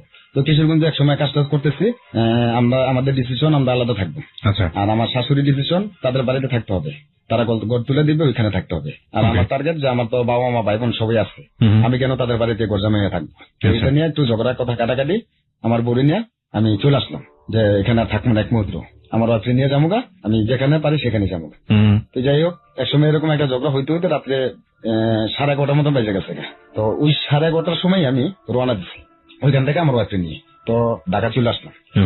তো ঢাকা চলে আসা আমি আমার যে ওই যে আগে যে একটা বুয়া ছিল আমাদের বাসা পাক করতো, ওই বুয়ার সহযোগিতা নিলাম, ওই বুয়ার কাছে আমার ওয়াইফ রাখলাম। রাইখা আমি কিভাবে বাড়িতে নেবো ওই চিন্তা ভাবনা করতেছি। পরে বুয়া আমাকে বললো যে আপাতত ছোটখাটো একটা রুম নেই, তো রুম নিয়ে তুই কাজ কর আর তোর ওয়াইফের বাসায় থাকো, সুন্দর মতো চলতে পারবি। তেমনি থাকতেছি তো আমার শাশুড়ি হঠাৎ করে একদিন আসলো 4 মাস পরে এসে কান্নাকাটি করতেছে যে মেয়ের বাড়িতে নিব। তো নিল আবার বাড়িতে নেওয়ার পরে আর তো মেয়ে দিবে না। এভাবে নিয়ে অনেক কিছু হয়ে গেল, মেয়ে আর দেয় না, মেয়ের যা শিখে দেয় মেয়ে তাই করে। দিবে না কেন? মানে মেয়েরে দিবে না, আমি আমার বাড়ি ঘর চিনে না, কিছু চিনে না। হ্যাঁ, এতদিন পরে সেই কাণ্ডজ্ঞান হয়েছে। হ্যাঁ, ওকে, আমার বাড়ি ঘর চিনে না, কিছু চিনে না, বিয়ে দিছে, এটা ভুল করছে, কিন্তু এখন দিবে না। আচ্ছা, তো যাই হোক, ওদের এলাকার ভিতরে মেম্বার ছিল, মেম্বারে বললাম আমি, তো মেম্বার আমার অনেক সহযোগিতা করছে। মেম্বার একটা ভাই ছিল, আমাদের এখনো শ্রদ্ধা করে ছোট ভাইয়ের মতো। তো এই বিস্তারিত ব্যাপারগুলো এরা সবাই জানে। এক সময় আমি আলাদা সংসার করতেছি কিশোরগঞ্জে আরেকটা রুম নিয়ে তারপরে ভাড়া থাকতেছি, সংসার করতেছি আলাদা। তো ওইখান থেকে আমার শাশুড়ি অন্য মহিলারা দিয়ে আমার ওকে নিয়ে গেছে। এরপরে আমার বউ কয় আসবে না। তো এভাবে না করার পরে দিয়ে আমি কি করলাম, চিন্তা ভাবনা করলাম যে না, এখানে আর থাকা সম্ভব না। আবার অনেকে কইতেছে থাকবা না, কি করবা তুমি, যেহেতু এখানে ব্যবসা বাণিজ্য করো। তখন আবার আমি বাদামের ব্যবসা করতাম, তো বাদাম পাইকারি কিনা দোকানে সেল দিতাম। তো ওইখানে মার্কেটে কিছু টাকা আমার রয়ে গেছিল, ওই টাকাগুলা কালেকশন করার জন্য আর কি আমার ওই জায়গায় ওই এলাকায় থাকতে হইল। তো এর ভিতরে আমার ওয়াইফকে আমার শাশুড়ি কি করলো, আবার টাকা পাঠিয়ে দিচ্ছে, আমি জানি না। আমার না জানার মতো ওই বাসায়, একই বাসায় যে বাসার থেকে এই কাহিনী হয়েছে, ওই একই বাসায় আবার পাঠিয়ে দিচ্ছে, কিন্তু আমি জানি না। তা আমি এখানে মাসের উপর থাকতেছি, বছরের উপর থাকতেছি, একটা না 2 বছর পর্যন্ত ছিলাম আমার ওয়াইফ ছাড়া। তো ওইখানে অনেক লোকজন আমার বিয়ে শাদী করায় দেওয়ার চিন্তা ভাবনা করছিল, কিন্তু আমি কোনো কিছু দিয়ে রাজি না। আমি একমাত্র ওইখানে ছিলাম আমার ওই ব্যবসাটার জন্য। আমার ব্যবসাটা ছুটে যাবো, প্লাস আমি ঢাকা গেলেও একটা ব্যবসা করবো, যে কোনো জায়গায় গেলেও একটা কাজ করে রাখার মতো। এই জায়গায় যখন ভালো চলতেছে, কাজ করতেছি, সমস্যা কি, এই জন্য আমি ওখানে ছিলাম। তো এর ভিতরে দেখা গেছে এই কিছু দিয়ে আসবে না, আর আমিও খোঁজ খবর পাইতেছি না। তো আমি এক সময় দেশে চলে যাই। আচ্ছা, তো দেশে চলে যাওয়ার পরে আমার অনেকে জিজ্ঞাসা, কিরে তুই বলে কিশোরগঞ্জের কাজের মেয়ের বিয়ে করছো, ওই করছো সেই করছো, কিন্তু আমি মিথ্যার আশ্রয় নিছি, আমি অস্বীকার করছি, না আমি বিয়ে করিনি। কয় তোর বড় ভাই বললো। আমি কি ভাই কি দেখছে? কয় দেখে না, শুনছে দেখা বলছে। আমি শোনা কথা তো ভালো না। তো এভাবে এই জিনিসটা মিথ্যার ভিতরে রাখছি, গোপন মানে প্রকাশ করিনি যে আমি যে বিয়েটা করছি। তো ওইখানে দেখা গেছে এক সময় আমাদের দেশে এই কিছু ছেলেরা আছে, খুব ভালো করে, খুব গরিব ফ্যামিলির, এই শান্ত সুস্থ ছেলেরা, ওরা কারোর সাথে কখনো ঝগড়াঝাড়ি করে না। ওই ছেলেরা কিন্তু অনেক সময় রিহার্সাল দেয়, আপনার গান রিহার্সাল করে। এক জায়গায় বসে গান রিহার্সাল করতে গেলা, আপনার আমাদের এলাকার একটা চেয়ারম্যানের বাস্তি আছে, ওই বাস্তি আবার যখন লেখতে যায় স্কুলে, ওই তখন আবার হুদাই আন্দাজি ওই কোনো ছেলে যদি দেখে যে গান গাইতেছে বা তাকায় রয়েছে, এটার অভিযোগ বাড়িতে দেয়। তো বাড়িতে দিলে ওই চেয়ারম্যানের বাতিজা আছে, ওরা কি করে, বাড়ি থেকে দূরে দূরে নিয়ে পোলাপানি মারে। তো বাড়ি থেকে যদি বাবা মার সামনে যদি সন্তানরা মারে, তাহলে বাবা মার অনেক কষ্টের বিষয় না। এরকম ধরনের অনেক ঘটনা ঘটছে, আমি বাড়িতে আর কি শুনতেছি যে প্রায় নাকি 6-7 জনের মারছে। তো মারার পরে আমার বললো যে দোষ এদিকে চাইছ না, এদিকে চাইলে কিন্তু চকুড়িয়া লেগো। কে কি হচ্ছে, এই ব্যাপার, এই মেয়েটার দিকে কেউ চাইতে পারে না, কথা কেউ দূরে থাকতে চাইলো, মিথ্যা অভিযোগ দেয়, চুক্তি বিধিছে, ওই করছে এই করছে, তো এদিন পরে মারামারি হয়। আচ্ছা, তো আমি কইলাম যে মেয়েটা বাবা হেনিকার মেয়ে দেখলাম, ছোট মানুষ, আর ওখানে আজকে এত কিছু অভিযোগ দেয়, এত খারাপ ভালো অভিযোগ মিস করে দেয়, এটার জন্য যে মানুষের কত ক্ষতি হয় এটা তো ওর বোঝার উচিত। তখন কয় থাক, দরকার নেই চাওয়ার। তা আমার লোক আবার আরেকটা গুলো কি না চাইবো নাকে, চাইলে কি হয়েছে। আমি গেলাম আমি বগলে যাই কইলাম যে ভাইয়া ভালো আছো, তো তোমার বিরুদ্ধে একটা রিপোর্ট আসলো, শুনলাম তুমি নাকি এরকম করো, তো তুমি একজন স্টুডেন্ট, তোমার কি এগুলো করাটা ঠিক, তুমি কেন এগুলো করো, তোমার মান সম্মান তুমি নিজেই নষ্ট করো। বাড়িতে একটা বিচার দাও, তোমার বাইরা এসে মারধর করে, বাজারের লোকজনে জানে, দেখে শুনে বাজারের উপরে দিয়া যাওয়া আসা করো। হ্যাঁ, তো এগুলো তো খারাপ। এই কথাটা কেন বললাম, আমার সে স্যান্ডেল খুললো, আমাদের যে স্যান্ডেল খুলে স্যান্ডেল দিয়ে পিটামো। হ্যাঁ, তখন আমার সার্টিফিকেট উল্টা পাল্টা হয়ে গেল, কাজে এটা আবার খুলছি না, এটা বললাম ভালোর জন্য, কিন্তু আবার রিপ্লে আমার স্যান্ডেল দিয়ে মারতে চায়। হ্যাঁ, তখন আমি চিন্তা করলাম যে এটা এই যে এতগুলো মানুষের সামনে যে স্যান্ডেলটা যে উঠেছি চলছে, এটা তো লোকজন দোকানের লোকজনও দেখছে, আবার যে পাশে যে পোলাপানি বই রয়েছে ওরাও দেখছে। তো আমার একটা লজে লেগে গেল। তখন আমি বললাম যে স্যান্ডেল দিয়ে তুই আমার পিটাবি, তোরা যদি হেনা পড়া পিটাই তাহলে কেটা কি করবি। তো দেখা গেছে এই কথা, ওর সাথে কথা কাটাকাটি হয়। কাটাকাটি হওয়ার পরে এক সময় ও আমার হাত দিয়ে থাপ্পড় মেটাবে ওই মেয়েটা। তো থাপ্পড় মারার পরে দিয়ে আমার শরীরে একটা রাগ উঠলো। তখন আমি আবার কি করলাম, আমার হাতটা ধরলাম, ধরে আর কি ওরা আমি 2টা থাপ্পড় মারছি। তো দেশ গ্রামে কিন্তু পাকলো না বর্ষার সিজনে মহিলারা ওই মহিলারা আবার পাতলু দিছিল, ওই মহিলারা কিন্তু এইসব দেখছে, দেখা ওই মহিলারা আবার মিথ্যা কথা শিখিয়ে দিচ্ছে মেয়েটারে, যে তুই যা তোর বাড়িতে তোর বাবার কাছে বা তোর কাকার কাছে যাই বলিস যে তোর এই জামা কাপড় নিয়ে টানা শুরু করছে বলাটা। আচ্ছা আচ্ছা। তো এটা নিয়ে হয়ে গেল বিশাল ধরনের কাহিনী। তখন আমার তো বাড়িঘর ছাড়তে হয়, যে ধরনের গ্যাঞ্জাম সৃষ্টি হয়েছে, এই গাছের ঠেলামালা কাটতেছে, আমাদের বাজার আইন না হাজার হাজার মানুষের সামনে বাইন্দা ফিরাইবো, আমি নাকি মেয়ের ইজ্জত নষ্ট করতে চাইছি, তখন এই করতেছে কাজ কীর্তি। এখন আমার অনেকে বুঝতেছে দোস্তি পলা তুই টাকা যোগ্যা কে কয় এই ব্যাপার, ওর বাইরা তো লাড়ি ডেঙ্গা কাটতেছে, আজকে বিকেলের ভিতরে এটার বিচার হইব, তোর তো মারবো প্রচুর, এরকম মারে আমরাও খাইছি অজাতা, এই খুঁজতেছে। তা আমার এসে বলছিল যে না আমি তোর বাইরে কোনো কাজ করি নেই, তো বিচার হয়ে হোক, সমস্যা কি, বিচার হলে আমি যতটুকু পারি বুঝাইতে আমি এতটুকু বলবো, যদি আমারটা কি তাদের ভালো লাগে না খারাপ লাগে সেটা তারা দেখবে বা আরো 5 জনে দেখবে, সমস্যা কি। তো এভাবে বলার পরে দেখা গেছে ঠিকই ওরা লোকজন নিয়ে আসা পড়ছে। তো আইসা এমন ধরনের একটা গ্যাঞ্জাম সৃষ্টি হয়েছে, আমার খোঁজ করতেছে, আমাদের বাড়িতে গেছে, আমাদের বাড়িতে যা আমার বাবা আমার গালাগালি শুরু করছে, বকাবাদ্য শুরু করছে। এরপরে ঘরে টিভি ছিল, টিভিটা বাড়িতে ভেঙে গেছে। না আমার কথা ছিল কোনটা, যে যা কিছু হয়েছে আমার সাথে হয়েছে, প্লাস মেয়ের ভাই আসতে ভালো কথা আমার জিজ্ঞাসা করতো, আমি যদি সেখানে কিছু অস্বীকার করতাম তাহলে 5 জন দিয়ে আমার টাকা এটা মীমাংসা করতো বা আমার বিচার করতো যদি আমি ভুল করতাম। কিন্তু আমার বাড়িতে যে আমার বাবা আমার অত্যাচার করবো, প্লাস বাড়ির জিনিসপত্র অত্যাচার করবো, এগুলো তো ঠিক না। তো যাই হোক, এগুলা নিয়ে আমি তারপরও ব্যারিকেড সৃষ্টি করতে চাইনি, কিন্তু ওরা আর কি এই গ্যাঞ্জাম গুলা সৃষ্টি করছে, যেহেতু একটু ক্ষমতা একটু বেশি, এই জন্য। তো ঠিকই এই 3 এলাকার 3টা চেয়ারম্যান আসলো, আচ্ছা আমাদের বাজারের ভিতরে, আমাদের বাজারের সাথে কিন্তু আমাদের বাড়িটা, তো এখানে একটা বিচার বসাইল। তো যাই হোক, এভাবে আর কি তারা বিচার করলো। পরে তারা বলতেছে কি যে এটার একটা জরিমানা হবে। জরিমানা হবে কেন, যে এইসব আচরণের কারণে। তো ঠিক আছে, জরিমানা দিতে রাজি আছি। তো এখানে 70,000 টাকা জরিমানা করলো মুরব্বীরা। আপনার জি, এখানে আবার আমার চাচতো ভাই খোঁজা দিয়ে একটা কথা বলছে, যে একটা মেয়ের ইজ্জতের দাম যদি 70,000 টাকা হয় তাহলে 1,40,000 দিব, ডাবল দিব, সমস্যা কি। এই কথাটা বলার পরে তাদের মাথা গেছে নষ্ট হয়, যে কি তাইলে কি ইজ্জত বিক্রি করার টাকা নিব। তো এই ধরনের একটা কথা বলতে গিয়া দেখা গেছে কিছু চেয়ারম্যানে গবেষণা করতেছে যে মেয়ের কাছে সাথে আর কি আমার বিয়ে পড়াই দিব। তো ওই মেয়ের সাথে ঠিকই আমার বিয়ে দিয়ে দিল। বিয়ে দিয়ে দিল আপনার বেটার সঙ্গে? দিয়ে দিল এই এক কথাকে প্রসঙ্গ কেন্দ্র করে? জি জি, কারণ যেহেতু 70,000 টাকা জরিমানা হবে, একটা হাত দেখাইছে মানে একটা থাপ্পড় দিচ্ছে কেন, এই জন্য 70,000 টাকা জরিমানা হবে। সেটারা বলতেছে যে ইজ্জত নষ্ট করছে। হ্যাঁ, তো 10 জন সাক্ষী হয়ে গেছে কেন, 10টা লোকের সামনে যখন বলছে যে মেয়েটার ইজ্জত নষ্ট করছে। ওহো, ঠিক আছে, এইটার জন্য আর কি আমার স্বাস্থ্য ভাই বললো যে তার ইজ্জতের দাম তাহলে আরো 70,000 বেশি দিব, 1,40,000 দিব, সমস্যা নেই। তো এইভাবে বলার পরে তাদের একটা পেস্টিজে বাজে গেল, যেহেতু তার একটু নামি দামি মানুষ, তো মেয়েদের বিয়ে শাদী দিয়ে দিব, ভালো কথা। তখন আমি বলছি যে আমি বিয়ে করবো, কিন্তু মেয়েরা আমি যা 6 মাসের ডেট, 6 মাসের ভিতরে মেয়েরা আমি তালাক দিব, এই 6 মাস পর্যন্ত তারা আমি রাখবো না। কিন্তু আপনি কি তখন বলেছিলেন যে আপনি বিবাহিত? না, আমি তখন কিছু বলিনি। আপনার বাড়ির কোনো লোকজনও জানে না যে আপনি বিবাহিত? আমার বাড়ির লোকজন আমার ভাইয়ের কাছ থেকে জানছিল, কিন্তু আমি মানা করছিলাম, আমি না করছিলাম যে আমি বিয়ে করিনি। ভাইয়ের কাছ থেকে কি ওই মুহূর্তে জেনেছিল আপনার বাড়ির লোকজন? না না, ওই মুহূর্তে না, কিন্তু আগে আমি বাড়িতে আসার আগে জানছিল, কিন্তু আমি পরবর্তীতে বাড়িতে এসে ওইটা স্বীকার জানি, কারণ আমি বাড়িতে আসছি 4 বছর পরে। বুঝতে পেরেছি, ওকে। তারপর? এই জন্য তো যাই হোক, যেভাবে হোক বিয়ে শাদী দিচ্ছে, চলতেছে, খাইতেছি। আমার তো জিদ কাজ করতেছে, কত বড় একটা কথা কইলো, সে নিজের ওয়েট নিজে কমাইলো। তো এটা কেমন তারা একটা জিনিস। তো যাই হোক, দেখি কি করা যায়। তা আমি আমার মতন চলতেছি, ভালো কথা। তো ঠিক ওই যে 6 মাসের ডেট দিচ্ছি আমি, কিন্তু 4 মাসের কালে আমি 6,000 টাকা দিয়ে বিদায় করে দিচ্ছি। 6,000 টাকা দিয়ে বিদায় করে দিলেন? হ্যাঁ, 6,000 টাকা দিয়ে ছেড়ে দিচ্ছি।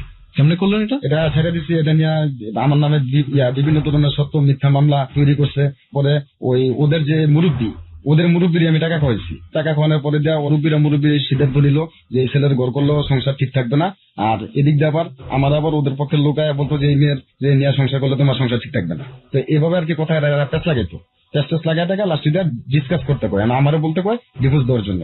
আমি কই না, আমি ডিভোর্স দেবো না। তো আমার শিকার দেওয়া হয়েছে যে তুমি যদি ডিভোর্স দিতে চাও তাহলে কিন্তু তোমার যে 1 লাখ টাকা যে এই কাবিন বানছে, 1 লাখ টাকা নগদ ক্যাশ দিতে হবে। তো তুমি অস্বীকার করবা, দেখবা যে মেয়ে নিজে ইচ্ছাকৃত ভাবে ডিভোর্স দিতে চাইবে। তো ঠিক মেয়ে নিজে ইচ্ছাকৃত ভাবে ডিভোর্স দিতে চাইছে, মুরব্বীদের কথায় বাধা হয়েছে। তো এভাবে গেল একটা চলে। তো যাই হোক, আমি আবার বাড়িতে এইভাবে থাইকা ঢাকা আসলাম। লঞ্চে আমি ঢাকা আসার সময় আমাদের এলাকার আরেকটা মেয়ে ঢাকা আসতেছে। তো মেয়েটার সাথে আমার সাথে কোনো প্রেম ভালোবাসার কোনো কথাবার্তা হয় নয়, জাস্ট একটু পরিচয় হয়েছে যে সে আমাদের এলাকার, আমি তাদের এলাকার, এইটুকু পরিচয় হয়েছে। তো এইটুকু পরিচয় হওয়ার পরে আমার নাম্বারটা ওই মেয়েটা রাখছে, মেয়েটার নাম্বারটা আমি রাখছি। তো এভাবে ওই মেয়েটার সাথে আমার সাথে কথাবার্তা বলা হয়। মেয়েটার নাম ছিল খুকুমণি। তো কথাবার্তা বলা হওয়ার পরে দিয়া অনেকদিন যাবত কথাবার্তা হইতেছে, কিন্তু অমনি কোনো এই লাভের ভিতরে যাওয়া হচ্ছে না। তো এভাবে কথাবার্তা চলতে চলতে আমি আবার কি করলাম, ঢাকা এসে কয়দিন কাজ টাজ করে আবার ওই কিশোরগঞ্জে গেলাম। তো কিশোরগঞ্জে গেলাম, আমার কিছু বকেয়া টাকা ছিল দোকানে, ওই টাকাগুলো কালেক্ট করলাম, কালেক্ট করে আবার ঢাকা আসলাম। তো ঢাকা এসে আমি আবার আমার বড় ভাইয়ের দোকানে হিরা ওই ওয়ার্কশপের দোকানে কাজে নিছি, মানে আমার ফ্যামিলির থেকে আর কি মাইনে দিচ্ছে যে থাক যাই নিচ্ছে তো যা কাজ টাজ করো। তো আমি কাজ টাজ করতেছি, ওই যে আমার ফার্স্ট ওয়াইফ, ওই ওয়াইফে দেখি ওই বিল্ডিং এ ওই 4টা লাইট, যে জানলাটা দিয়ে আগে আমার ওই লাভারে কথা বলছিল ঠিক সেম ওই জানলাটা দিয়ে দাঁড়ায় রয়েছে। তো দাঁড়া যখন রয়েছে তখন আমার তো মাথা নষ্ট হয়ে গেছে, ওরে দেখে আমি শুক্রবারে জুম্মা নামাজ পড়ে আসতেছিলাম টিকাতলি বড় মসজিদ থেকে, আসার পথে দেখি এই অবস্থা। তখন ওইখানে আবার আমার ভিতরে আবার দোকান নিষেধ করে দিচ্ছিল আমার বড় ভাই আর ওই মেয়ের, এই যে মেয়ের সাথে প্রেম করছিলাম ওই মেয়ের মা, হ্যাঁ, যে সেদিন যাতে কখনো বললে গেটের ভিতরে না ঢুকি, কারণ ওই বাড়ির দারোয়ান সবাই কিন্তু আমার চিনে। তো আমি ঢুকতে লইছিলাম, পরে দারোয়ানরা বললো যে এই ব্যাপার সেলিম, তুমি তোমার দোকান নিষেধ আছে, তোমার ভাই না করছো বা ম্যাডামে না করছো। আচ্ছা ঠিক আছে, নিষেধ থাকলে যাবো না, সমস্যা কি, তোমার বন্ধু থাকে উপরে, এই জন্য ভালো কথা যাবো না, এই কথা কয়ে পরে ওদের চা সিগারেট খাওয়ালাম। আমি আজকে বললাম যে তোমাদের ওয়াশরুম বাজানো কোন দিকে, তখন দেখাই দিচ্ছে। তো আমি গেট করে লিফটে উঠে গেলাম উপরে, উপরে এটা কোয়েল বেড টিপ দিলাম 4তলায়। তো মেয়েটা দরজা খুলতে লইছে, হাত ভরা দূরে বসি দূরে, বা সিঁড়িটা দূরে নেমে গেছি, দূরে নেমে গেছে। ওদিক দিয়ে দারোয়ান যখন আমার না পায় লিফটে চলে গেছে, আমরা সিঁড়িতে দূরে এসে পড়ছি, এসে এক রিক্সা নিয়ে ডাইরেক্ট একদম ডাইরেক্ট বাড়িতে ডাইরেক্ট এসে পড়ছি লজঘাট সদরঘাট, আসা ডাইরেক্ট নিয়ে ইন্ডিয়া বাড়িতে গেছি। তো বাড়িতে যা সংসার করতেছি মোটামুটি ভালোই, 2 বছর কেটে গেল সংসার। যে মেয়েটাকে আপনি এভাবে নিয়ে আসলেন তিনি আপনার ফার্স্ট ওয়াইফ, এবং এই ফার্স্ট ওয়াইফকে আপনার কাছ থেকে একবার নিয়ে গিয়েছিল আপনার শ্বশুর বাড়ির লোকজন, তাকে আপনি এভাবে নিয়ে আসলেন আপনার কাছে, তাই তো? ফার্স্ট ওয়াইফের নাম যেন কি ছিল? পারভিন। ওকে, তো 2 বছর সংসার করছেন বলছিলেন। এর মাঝখানে আপনার সেকেন্ড ওয়াইফ কিন্তু ডিভোর্স হয়ে গেছে। সেকেন্ড ওয়াইফের কথা কি ফার্স্ট ওয়াইফ জানতো? সেকেন্ড ওয়াইফের কথা ফার্স্ট ওয়াইফ পরে জানতো। ওই সময়টাতে কি জানতো? না, ওই সময়টাতে জানতো না। ওকে, বলুন তারপর। তো এভাবে আমাদের বাড়িতে 2 বছর পর্যন্ত সংসার করছি মোটামুটি ভালোই। তো আমার শাশুড়ি আসলো, সম্বন্ধী আসলো, আসা বেড়ায় গেল আর বললো যে আমার শ্বশুর নাকি আমার ওয়াইফকে দেখতে চায়। তো ভালো কথা, আমার কাছে চাইছে, আমি দিতে চাই না। ওই যে আমার দুর্বল একটা, আমার শ্বশুরই ভালো না, যার কারণে আমি দিতে চাই না। তো আমার বাবা মা বললো কি যে ঠিক আছে দে, তোর বোনে যদি তোর বোনের শ্বশুর বাড়িতে যাইতো, যদি আমরা যদি দেখতে চাইতাম তাহলে তো তারা দিত, তো দে। তখন আমি দিলাম। তো দিলাম ওইখানে, ওই সময় কিন্তু আমার একটা বাচ্চা আমার ওয়াইফের গর্বে। তো ওই সময়টাই আমার শাশুড়ি নিয়ে গেল। তো আমার ওয়াইফের গর্বে আমার বাচ্চাটা 7 মাসের চলতেছে।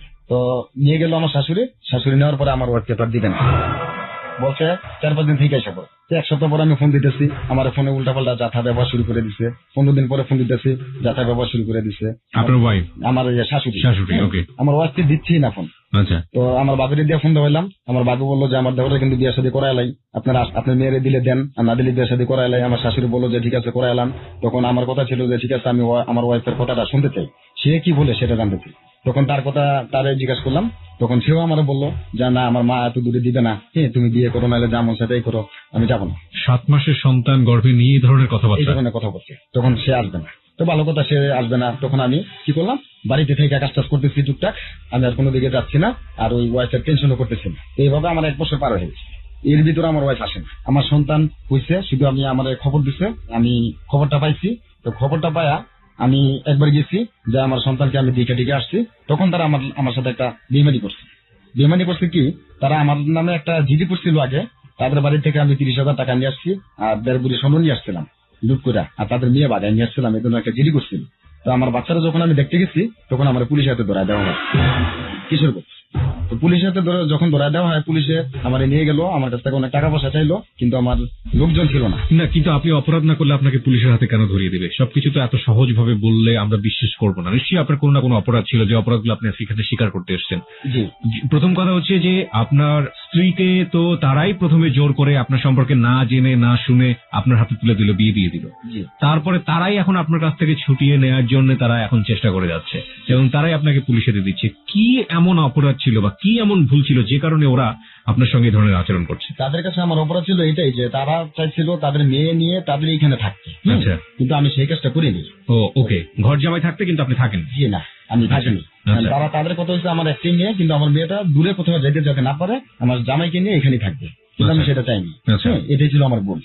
তো যাই হোক, এভাবে পুলিশে দিয়ে দিল। তো পুলিশের এখান থেকে আমার ওই যে মেম্বারের আশ্রয় নিয়েছিলাম, ওই মেম্বারের ভাই আমাকে জামিন নিয়ে ছাড়াই নিয়ে আসতো। তো জামিন নিয়ে ছাড়াই বলতে কি, টাকা পয়সা দিয়ে একবার খালাস করে নিয়ে আসতো আর কি ওইখান থেকে। ছিলেন জেলে? ওইখানে ছিলাম আমি 28 দিন। আচ্ছা, 28 দিন ছিলাম। এই 28 দিনের ভিতরে আমার বাবা মা কিন্তু জানে না আমি কোথায় আছি, কি অবস্থানে আছি, কি আসল বিষয়। এর ভিতরে আমার ওয়াইফও কিন্তু আমাকে দেখতে চায়নি, আমার শাশুড়িও কিন্তু জানে, তাদের গার্জিয়ান কোনো কেউ জানে। একমাত্র যাওয়ার ভিতরে ওই মেম্বারের ভাই গেছে, মেম্বারের বউ গেছে, এরা গেছে।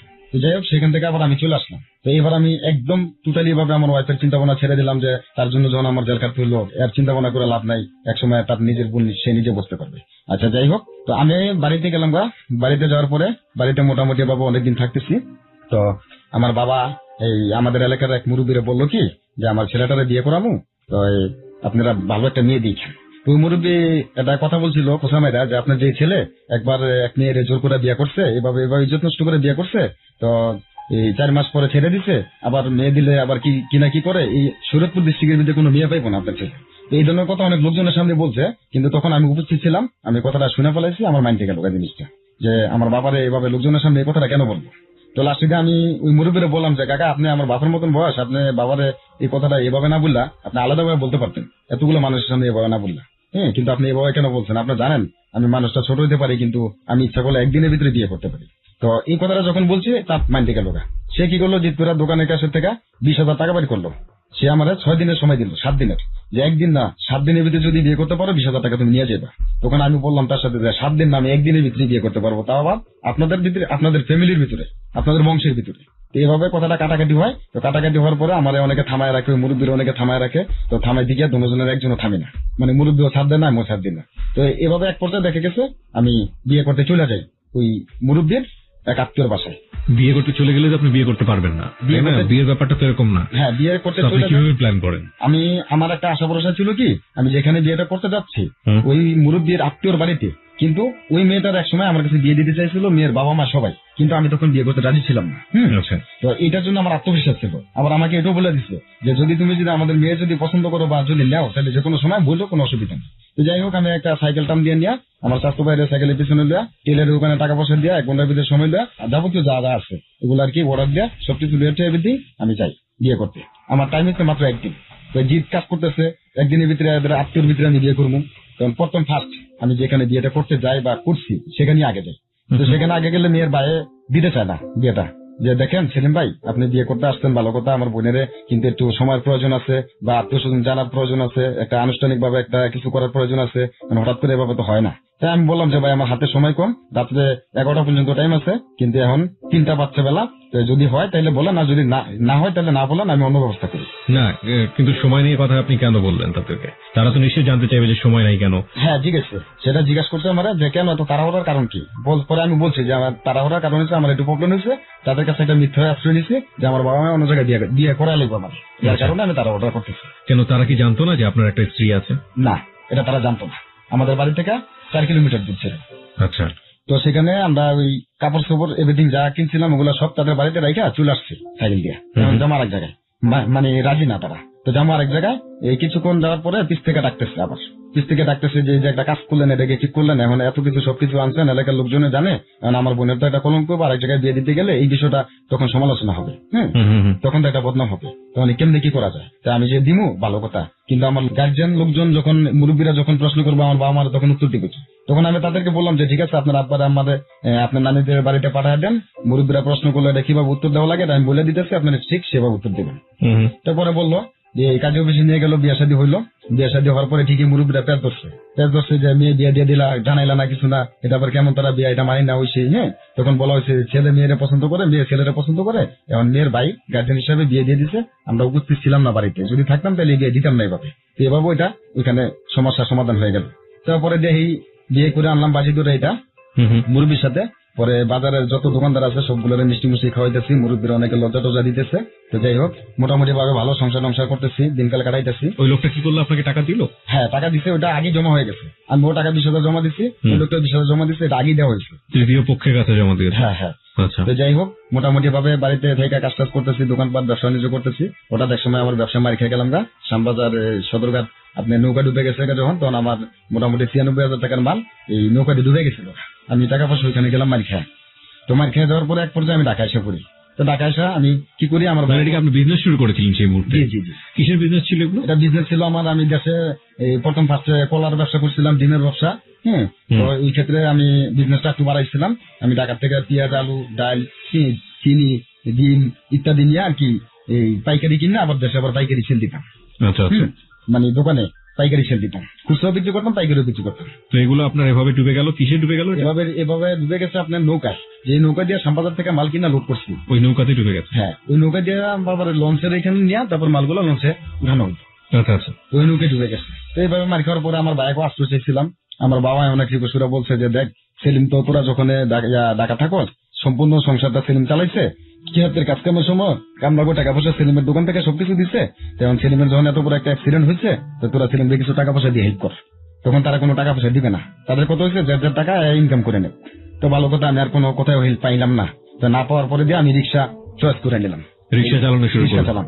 তো রিক্সা চালালাম, আমি কিছু টাকা ঋণ ছিলাম দোকানদারি করে, ওই টাকাগুলা আমি এদিক দিয়ে রিক্সা চালাইতেছি। তো এভাবে চলতেছি। তো আপনার ওই যে মেয়েটা আমাদের বাড়ি থেকে আসছে, তো ওই মেয়েটা কি করলো, মানে আমাদের দেশ থেকে আসছে লঞ্চে, মোবাইল নাম্বার দিছিল। কোন মেয়েটা?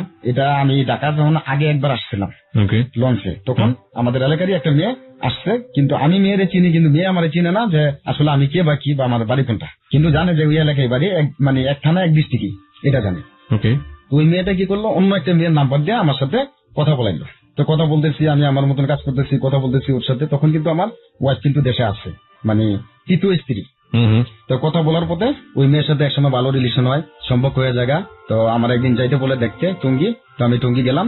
তৃতীয় ওয়াইফ যখন আপনার বাড়িতে, ওনার নাম কি ছিল? ওনার নাম ছিল মাহমুদা আক্তার। মাহমুদা। তো মাহমুদা যখন বাড়িতে আপনার, তখন তো পারভিনের সঙ্গে আপনার ডিভোর্স হয়নি? না, পারভিন তার বাবার বাড়িতে, জি, আপনার বাচ্চা সহ। জি। তো ব্যাপারটা কি দাঁড়ালো? পারভিন আর পরবর্তীতে যোগাযোগ করেনি ওই সময়টাতে? না। আপনি জানিয়েছিলেন ওকে যে আমি জানিয়েছি, এবং পরে আমার বড় ভাইয়ের বাসায় আসছিল পারবেন এক সময়, আইসা আমার ব্যাপারে সবকিছু ভালো মন্দ কেমন আছে কি আসে বিষয়ে জানলো। আমার ভাই এদের সাথে দেখা সাক্ষাৎ সবকিছু এভরিথিং করে টোরে গেছে। কোনো আপত্তি ছিল না? না।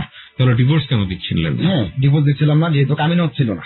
ওই বিয়াতে আপনার হুজুর দিয়ে বিয়ে পড়াইছে, কিন্তু কামিন হয় না। কোনো কামিনও ছিল না? না, 12 বছর বয়স ছিল, তো এই জন্য কামিন করে নেই। আচ্ছা আচ্ছা, ঠিক আছে, বলুন। তারপরে আপনি যেটা বলছিলেন যে মেয়েটাকে নিয়ে কিছু একটা নতুন আরেকজন। হ্যাঁ, তো ওই মেয়েটা টুঙ্গি আমার যাইতে বলছে দেখা করতে। তো আমার কিন্তু মেয়েটার সাথে মেয়েটার বিয়ে করার মতন বা খারাপ ধরনের কোনো আচরণের ছিল না, মন্তব্য ছিল না, কিন্তু জাস্ট এটাই ছিল যে এলাকার মেয়ে অনেকদিন ধরে কথা বলি হিসাবে দেখতে চাইছে। হ্যাঁ, যাকে একটু আজকে যখন ফিরে আসছি শুক্রবার, তো দেখা সাক্ষাৎ করে আসছি, মনটা একটু ভালো লাগবে। তো এখানে গেছি, পরে মেয়েটা বাইরে আসলো, আইসা আমার বললো কি ভাইয়া আপনি একটু দাঁড়ান, আমি আসতেছি। এই কথা বলে বাসায় যেয়ে গেল, আর আসতো না। ওরা আমার ফোন করে বললো কি যে আপনার চেহারাটা দেখে হিরোইনের মতন লাগলো, মনে হলো যে আসমান না মাথায় ভেঙে পড়লো। এই কথাটা বললো ওই মেয়েটা আপনাকে বললো এই ধরনের কথা? আমাকে বললো এই কথাটা। তারপরে মেয়েটা আমাকে বললো যে আমার চেহারাটা দেখার সাথে সাথে তার মাথায় নাকি আসমান ভেঙে পড়ছে, যেহেতু আমাকে দেখতে তার কাছে খারাপ লাগে, হিরোইনের মতন দেখা যায়, বিভিন্ন ধরনের বিভিন্ন কথা বললো। তখন আমি তারা বললাম যে এই কথাটা সরাসরি ভাবে বললে চলতো, আর আমি তোমার এই বিয়ে করতেও আসিনি, আর তোমার সাথে কখনো আমি প্রেমও করিনি, যে এই কথাটা বলার মানি এটা। তো আমার মনের ভিতরে একটা জিদ কাজ করলো যে এই কথাটা যখন সে বলছে, সে কতটুকু বিশ্ব সুন্দরী এই দেশের, সে আমাকে এই কথাটা বললো। আমি চুপচাপ আইসা বললাম ওইখান থেকে, তার সাথে যোগাযোগ টোটালি বিচ্ছিন্ন। অলরেডি তার নাম্বার আমি ডিলিট করে ফেলাইছি। আমি কাজ করতেছি, সুন্দর মতন চলতেছি, বাড়িতে টাকা পয়সা দিতেছি, এভরিথিং সবকিছু আমার সুন্দর মতন চলতেছে। তো মাঝখান দিয়া এক সময় বাড়ি থেকে আমার একটা চাপ আসছে যে আমি যে টাকাগুলা লস করছি, সেই যে পাওনাদারটা আসিল, সেই পাওনাদাররা এমন ভাবে একটা চাপ দিচ্ছে যে 15 দিনের ভিতরে টোটাল পুরো টাকা ক্লিয়ার করতে হবে। আচ্ছা। আর আমার টার্গেট ছিল যে আমার কাছে যদি কেউ যদি 20,000 টাকা পাওনা থাকে, আমি তার জন্য যদি 20,000 টাকা পাওনা থাকে, আমি 5,000 টাকা করে হলে 20,000 টাকা হয়, কিন্তু তাদেরকে আমি 10,000 টাকা দিয়ে থামাবো, 4 জন্য 2,500 টাকা করে। কিন্তু থামালে 4 জন্য থামাবো, একজনের দেবো, আরেকজনের চা থাকবে, ওইটা ঝগড়া আরো বাড়বে। তো আমি চাইছিলাম এভাবে, কিন্তু এভাবে কখনো হয় না, হইতে তারাই দেয় না। এক সময় আমি বাড়িতে যাই, তো বাড়িতে গেলে আমাদের বিশাল ধরনের অপমান অপদস্থ করে। তো এই অপমান গুলা করার সুযোগটা পাইতো না, পাইছে আপনার ওই যে আমি যে ওয়াইফটা বিয়ে করছিলাম 4 মাস আগে ছেড়ে দিছিলাম, ওই তাদের ভিতরে একটু মুরব্বী টুরব্বী ছিল, আবার ওই যে আমি যে বাজি ধরে যে আমার ওয়াইফকে বিয়ে করছি ওই মুরব্বীও ছিল, যার কারণে এইসব অপমান গুলা করার সুযোগটা পাইছি। তো এটুকু আমি বুঝতে পারছি, তো বুঝতে পারে আমি কিছু বলি না, আমি আমার মতন আমি কাজ করতেছি। ঢাকা এসে আমার বিশাল মানে অনেক ধরনের অপমান করছে। তো এক সময় ঢাকা এসে কাজ টাজ করতেছি, মানে আমার বাড়ি থেকে বলতেছে ঠিক আছে তুই টাকা পয়সা পাঠা, ক্লিয়ার করে দিয়া তারপরে বাড়িতে যাবি। এর আগে তুই বাড়িতে আসিস। তো আমি থাকতেছি, খাইতেছি, সুন্দর মতন চলতেছি। তো এক সময় কি করলো, ওই যে সেলিম নাম যে ফ্রেন্ড বন্ধু, ওই বন্ধু আবার দেখা সাক্ষাৎ করতেছে, আমার সাথে কথাবার্তা বলতেছে। তো ওই বন্ধু হঠাৎ করে আমার একদিন নিয়ে গেল এই রথখোলা মোচরে হোটেল আছে একটা, ওই হোটেলে। তো আমার বললো যে দোস্ত চল এক জায়গায় যাই, কিন্তু কোথায়, এই ব্যাপার অমুক জায়গায় যাই, আমার কিছু পরিচিত লোক আছে, ওর সাথে দেখা করে আসি, একটা চাকরি নিবো। তো আমার বুঝতে দেয়নি যে কোথায় যাইতেছে। পরে গেলাম, যা দেখলাম যে ওইখানে এই অসামাজিক কাজ চলে। তো ওইখানে আমি মানে পারি না, আইতে পারি না, যাইতে এমন পর্যায়ে আসছিলাম। তো এর ভিতরে আল্লাহ আমার বাঁচাইছে, আপনার পুলিশের একটা রিপোর্ট ছিল ওইখানে থাকা অবস্থায়। মানে আমি সিঁড়ি দিয়ে কি মনে করে জানি আমি নামতেছিলাম, ওই বন্ধুটা ওই জায়গায় আসছিল, তো আমি নামতেছিলাম, আমি ওরা বলেছিলাম যে আমি নিচে দাঁড়াই, তুই আয়। তুই যাবি না? আমি তুই আয়, তারপরে আমি যাবো না। তো আমি সিঁড়িতে নামতেছিলাম, ওইখানে 5 তলার দোতলা পর্যন্ত নেমে গেছি গা, আর 3 তলা বাকি আছে। গেট পুলিশ উঠে গেছে, পুলিশের লোক আমার বন্ধুর লোকের বাড়িও খাইছে। পুলিশে জিজ্ঞাসা করছে যে তুমি কোথায় গেছিলা? পরে আমি বললাম যে আমি এই তো দোতলায় গেছিলাম, তা আমি আর 5 তলার কথা বলিনি। আমি এভাবে ইচ্ছাকৃত ভাবে রাস্তার উপরে দাঁড়ায় রয়েছি। কিছুক্ষণ পরে দেখি ছেলে মেয়ে এই আপনার যা জামা কাপড় ছিল গায়ে ওইভাবে অবস্থায় দূরে দূরে এনে গাড়িতে উঠাইছে, সাথে আমার বন্ধু। তা আমি কি করলাম, ওই বন্ধু যখন গাড়িতে উঠে গেছে আমি চলে আসলাম যে না, এখানে আর এক মুহূর্ত থাকা সম্ভব না। তখন আইসা পড়ছি, আইসা পড়ার পরে আমাদের দেশে আমাদের বাড়ির পাশে একটা ছেলে ছিল, নাম হয়েছে সাদের, ও জাল টাকার ব্যবসা করে। তখন ওর সাথে এক সময় আমার সাথে দেখা হয়, দেখা হওয়ার পরে দিয়ে আমার বললো যে সেলিম, তোর কি অবস্থা, কি কাজ করো, বাড়িতে দেনা টানা হয়ে গেছিস, টাকা পয়সা দিতে পারতেছিস না, এমনি রিক্সা চালায় আর কতদিন চলবি? আর যে রিক্সার পাশ 300-400 টাকা রুজি করে এই টাকা দিয়ে কি করবি? বউ বলান পালবি না তুই চলবি? তখন আমরা বলতেছে যে ঠিক আছে, তুই আমার লগে ব্যবসা করবি। পরে আমি বললাম যে আমি যে আপনার লগে ব্যবসা করবো, যদি ধরা খাই অবস্থা হবে কি? পরে বললো যদি ধরা খাস তাহলে আমি তোরা ছাড়াই বাই করবো। পরে আমি বললাম যে দেখেন, আমি তো বিয়ে করছি, তো অলরেডি আমার বাচ্চাও আছে একটা, আর আমি যদি এই মুহূর্তে ধরা খাই তাহলে তো আমার সমস্যা। যদি আমি বিয়ে না করতাম বা বাচ্চা টাচ্চা না থাকতো, ওইটা ছিল এক সাবজেক্ট, ওটার জীবনটা আসলে একরকম। তারপরে আমার বললো যে তুই ওইটা নিয়ে টেনশন করিস না, তোর বউ বাচ্চা আছে, তাদের কি দিচ্ছে, এরপরে তোর বাইরে আছে ঢাকা শহর, তোর বউ বাচ্চার তো তোর বাইরে দেখশন করবে, আর তোর ছাড়ানোর ব্যবস্থা তো থাকবে আমার। তো এইভাবে ধরো না, এভাবে ও আমার একটা লোক লালসা দেখাইলো। তো আমি কি করলাম, ওর কথায় রাজি হয়েছি। তো ওর কথায় রাজি হওয়ার পরে আমার ঘনিষ্ঠ বন্ধু একটা আমাদের এলাকায়, ও ও আমার ছোটবেলা থেকে ফ্রেন্ড, খুব ভালো। ওর 1000 টাকা নষ্ট করে ফেলাই, আমি অনেক সময় কিছু বলে না, আমার 1000 টাকা নষ্ট করলে আমি কিছু বলি না। তো ওই ফ্রেন্ডটা আবার ওর সাথে ব্যবসা করতো। তো আমি ওই ফ্রেন্ডরে জিজ্ঞাসা করলাম যে আমার এই অফারটা দিছে সাদের, তো তুই তো জানোস, তুই তোর লোকে কাজ করো, তো কেমনি কি? তো পরে ও আমার নিষেধ করলো। ও আমার বললো যে দোস্ত, তুই ওর লোকে যাইস না। কে? কিন্তু কঠিন মানুষ, ওই জাল টাকার ব্যবসা করে, ব্যবসা করে মেয়েকে বিক্রি করে ফেলায়। আবার মানে গার্মেন্টসে কাজে দেওয়ার কথা কয়ে মেয়েদের দেশ থেকে আনে মেয়েদেরকে বনিকে বিক্রি করে ফেলায়, নিয়ে ফ্ল্যাটে থেকে ব্যবসা করে। প্লাস এই জাল টাকা ব্যবসা করে নিয়ে দিয়া আবার ও নিজেও ব্যবসা করে, ও আমাদেরকে দিয়েও ব্যবসা করায়, কিন্তু সব টাকা ওই খায়, আমাদেরকে লাস্টে দিয়ে কিছুই দেয় না ঠিক মতন। আমরা টাকা জমা রাখবো বাইরে, ও বাইরে রাখতে দিবে না, ওর কাছে রাখতে চায়। তার মানে কি? এই ধরনের কিছু বললো। আবার এটাও বললো যে আমি ওর সাথে কাজ করে 3 মাসে আমি 1,38,000 টাকা ইনকাম করছিলাম, কিন্তু ওই টাকাটা মাইরে দিছে আমারে। মাইরে দিছে যখন মানে ওই বন্ধুটা ধরা খাইছিল, তো ধরা খাওয়ার পরে জেলে যখন ঢুকছে, তো ঢোকার পরে দিয়া ওদের দেশের বাড়ির গরুও বিক্রি করাইছে। ওর ভাইয়ের কাছে বললা যে আপনার বাইরে পুলিশে ধরছে, তো ছাড়াইতে হবে এমনি অনেক এমনি কি। পরে গরু টরু বেঁচে দিচ্ছে, ওর ভাইয়েরা আইসে ওর কাছে টাকা দিছে, ওই টাকা খাটাইছে। আর ওই যে 1,38,000 টাকা জমা ছিল, ওই টাকাটা মাইরে দিছে পুরা। তো জেলের থেকে যখন 3 মাস পরে বাইরেছে, বাইরে পরে দিয়ে ওই 1,38,000 কয় তোর পিছনে টাকা গেছে আমার 3 লাখ, তোর বাইরে দিছে মাত্র 30,000 গরু বেচা, আরো পামো তো হেডিতে। তো এমনি ওর লোক একটা ক্যাচাল হয়। তো ক্যাচাল হওয়ার পরে ওই আমার বন্ধুটা বলছে যে দোস্ত, তো ওর সাথে করিস না, চল আমি আর তুই করি। তো কিভাবে করবো? তো আমার লাইন গেট দেখাই দিল, যে আমরা যদি করি এটা, তাহলে আমাদের ফ্যামিলি বাসা লাগবে। আচ্ছা, তো ফ্যামিলি বাসা লাগলে তো কি করা যায়? আমার ওয়াইফ জানাইলাম দেশের থেকে, যে দেশে যেহেতু আমি যেতেছি না, টাকা পয়সা দিই। আবার আমার ওয়াইফও বলতেছে যে আমি দেশে থাকবো না, আমাকে ঢাকা নিয়ে আসো। আমি ঢাকা নিয়ে আসলাম, আমি না মানিকনগর একটা রুম নিলাম, তো এখানে থাকতেছি। তো জাল টাকা যেই টাকাটা যেভাবে ব্যবসা করে, আমি সেখান থেকে বলতে চাইতেছি যে কিভাবে টাকাটা সেল দেয়, কিভাবে টাকাটা ট্রান্সফার করে। এটা ধারণটা কি আমি বলে যাই। আপনার যখন ওরা বান্ডিলটা লয়, 500 টাকা নোটের একটা বান্ডিল, 50,000 টাকা, আপনার 1 লাখ টাকা কিনা পরে ওদের মাত্র 18,000 টাকা দিয়ে একটা 500 টাকা নোট 180 টাকা দিয়ে কিনা। আচ্ছা, তো 1 লাখ টাকা কিনে 18,000 টাকা দিয়ে। তো ওই 1 লাখ টাকা দেখা গেছে একটা 500 টাকা নোট ওরা বিক্রি করে কিন্তু 500 টাকায়। তো 500 টাকা বিক্রি করে এইভাবে আপনার একটা থাকবে ভালো টাকা, একটা থাকবে খারাপ টাকা একজনের পকেটে। আচ্ছা, টাকাটা যে সেল দিবে, আর 10টা 20টা থাকবে আরেকজনের পকেটে। তার পরিবেশটা থাকবে হয়তো লুঙ্গি পরানো, আর নয়তো যদি মেয়ে নিয়ে যায় তাহলে কোলে হয়তো বাচ্চা থাকবে, আর মেয়ের কাছে থাকবে বা হাতে একটা বাজারের ব্যাগ থাকবে। ওকে, অনেকগুলা টাকা যার কাছে থাকে। এই পয়েন্ট গুলো একটু ভালো করে কেয়ারফুলি সবাই লক্ষ্য করেন প্লিজ। ওকে, হ্যাঁ বলুন। তারপর তখন ও আমার প্রথম দিন ট্রেনিং দেওয়া নারায়ণগঞ্জে নিয়ে, ও একটা বান্ডিল আনছে, আর না আমার রুমে আমার খাটের বিছনা উঠে বিছনার তলে বিছায় রাখলো, কাঠনের ভিতরে পেপার দেওয়া, পেপারের বিছায় রাখলো, যাতে টাকাটা স্ট্রং থাকে, টাকাটা যাতে কোনো মুহূর্তে দুর্বল না হয়। যদি টাকাটা দুর্বল হয় তাহলে টাকাটা চালাইতে পারবো না, যে কোনো লোকে বুঝে ফেলাবো যে এটা খারাপ টাকা। ওকে। তো এই টাকাটা ভাই এমন সিস্টেম দেখছি, ও প্রতিদিন আমার লাইটে, আমার ঘরের যে লাইট ছিল ওই লাইটের আলোতে টাকাটা গরম করতো হিট দিয়া। আচ্ছা। টাকাটা গরম করলে টাকাটা একটু শক্ত হয়, একটু নতুন হয়। তো নতুন হলে টাকাটা কি করে একটা টাকার উপর আরেকটা উঠায় এভাবে এটা রাবার দিয়ে পেঁচে বান্ডিল করে। আচ্ছা। তো বান্ডিল করলে ওইখান থেকে টার্গেট থাকে যে আজকে যদি 10টা 500 টাকা নোট যদি খাওয়াইতে পারি, 10টা 500 টাকা নোট কিনা হয়েছে মাত্র 1800 টাকা আর বিক্রি হয়েছে 5000 টাকা। হ্যাঁ, তাইলে সর্বনিম্ন 10টা 500 টাকা নোট আজকে যেমনিও খাওয়াইতে হবে, নাহলে পোষাইব না। এরকম ধরনের একটা টার্গেট থাকে। তো প্রথম দিন আমার লয়ে গেছে যে দোস্ত তুই তো রিক্সা চালাস, আমাদের একটা পয়েন্ট আছে। কি পয়েন্ট? তো ওরা আমি বললাম যে দেখে আমি যদি তোর লোকে এটা করি আমার বাইরের চোখে বাইরে যাবো, আমার বাইরে বলবে কি আমি যে কাজ করি না টাকা পাই কই, অথচ ঘর ভাড়া দিয়ে কিভাবে বউ বলবেন চালাই কেমনি। কই তাইলে তোমার রিক্সা জমা দিমু, তুমি রিক্সা লইবা, তোমার বাইকের সামনে খালি রিক্সা চালায়া করবা, আয়া রিক্সা গ্যারেজে আরেক গ্যারেজে তালা মারে থিবা, সারাদিন আমার লোকে থাকবা, রাত্রেবেলা গ্যারেজে নিয়ে রিক্সাওয়ালা রিক্সা বুঝাই দিবা আর জমাটা বুঝাই দিবা। ঠিক আছে, তোমার টাকা দিব আমি 300 টাকা হাজিরা। এই আমার বললো ওই বন্ধু আমার 300 টাকা রোজ দিব। আর এই যে রিক্সা যে নিমু রিক্সাওয়ালার কাছ থেকে এই রিক্সার জমা ওই বন্ধু দিয়ে দিব। আর আমার ঘরে কোনো বাজার সদাই কিছু লাগবে না, সবকিছু বন্ধু দিবে।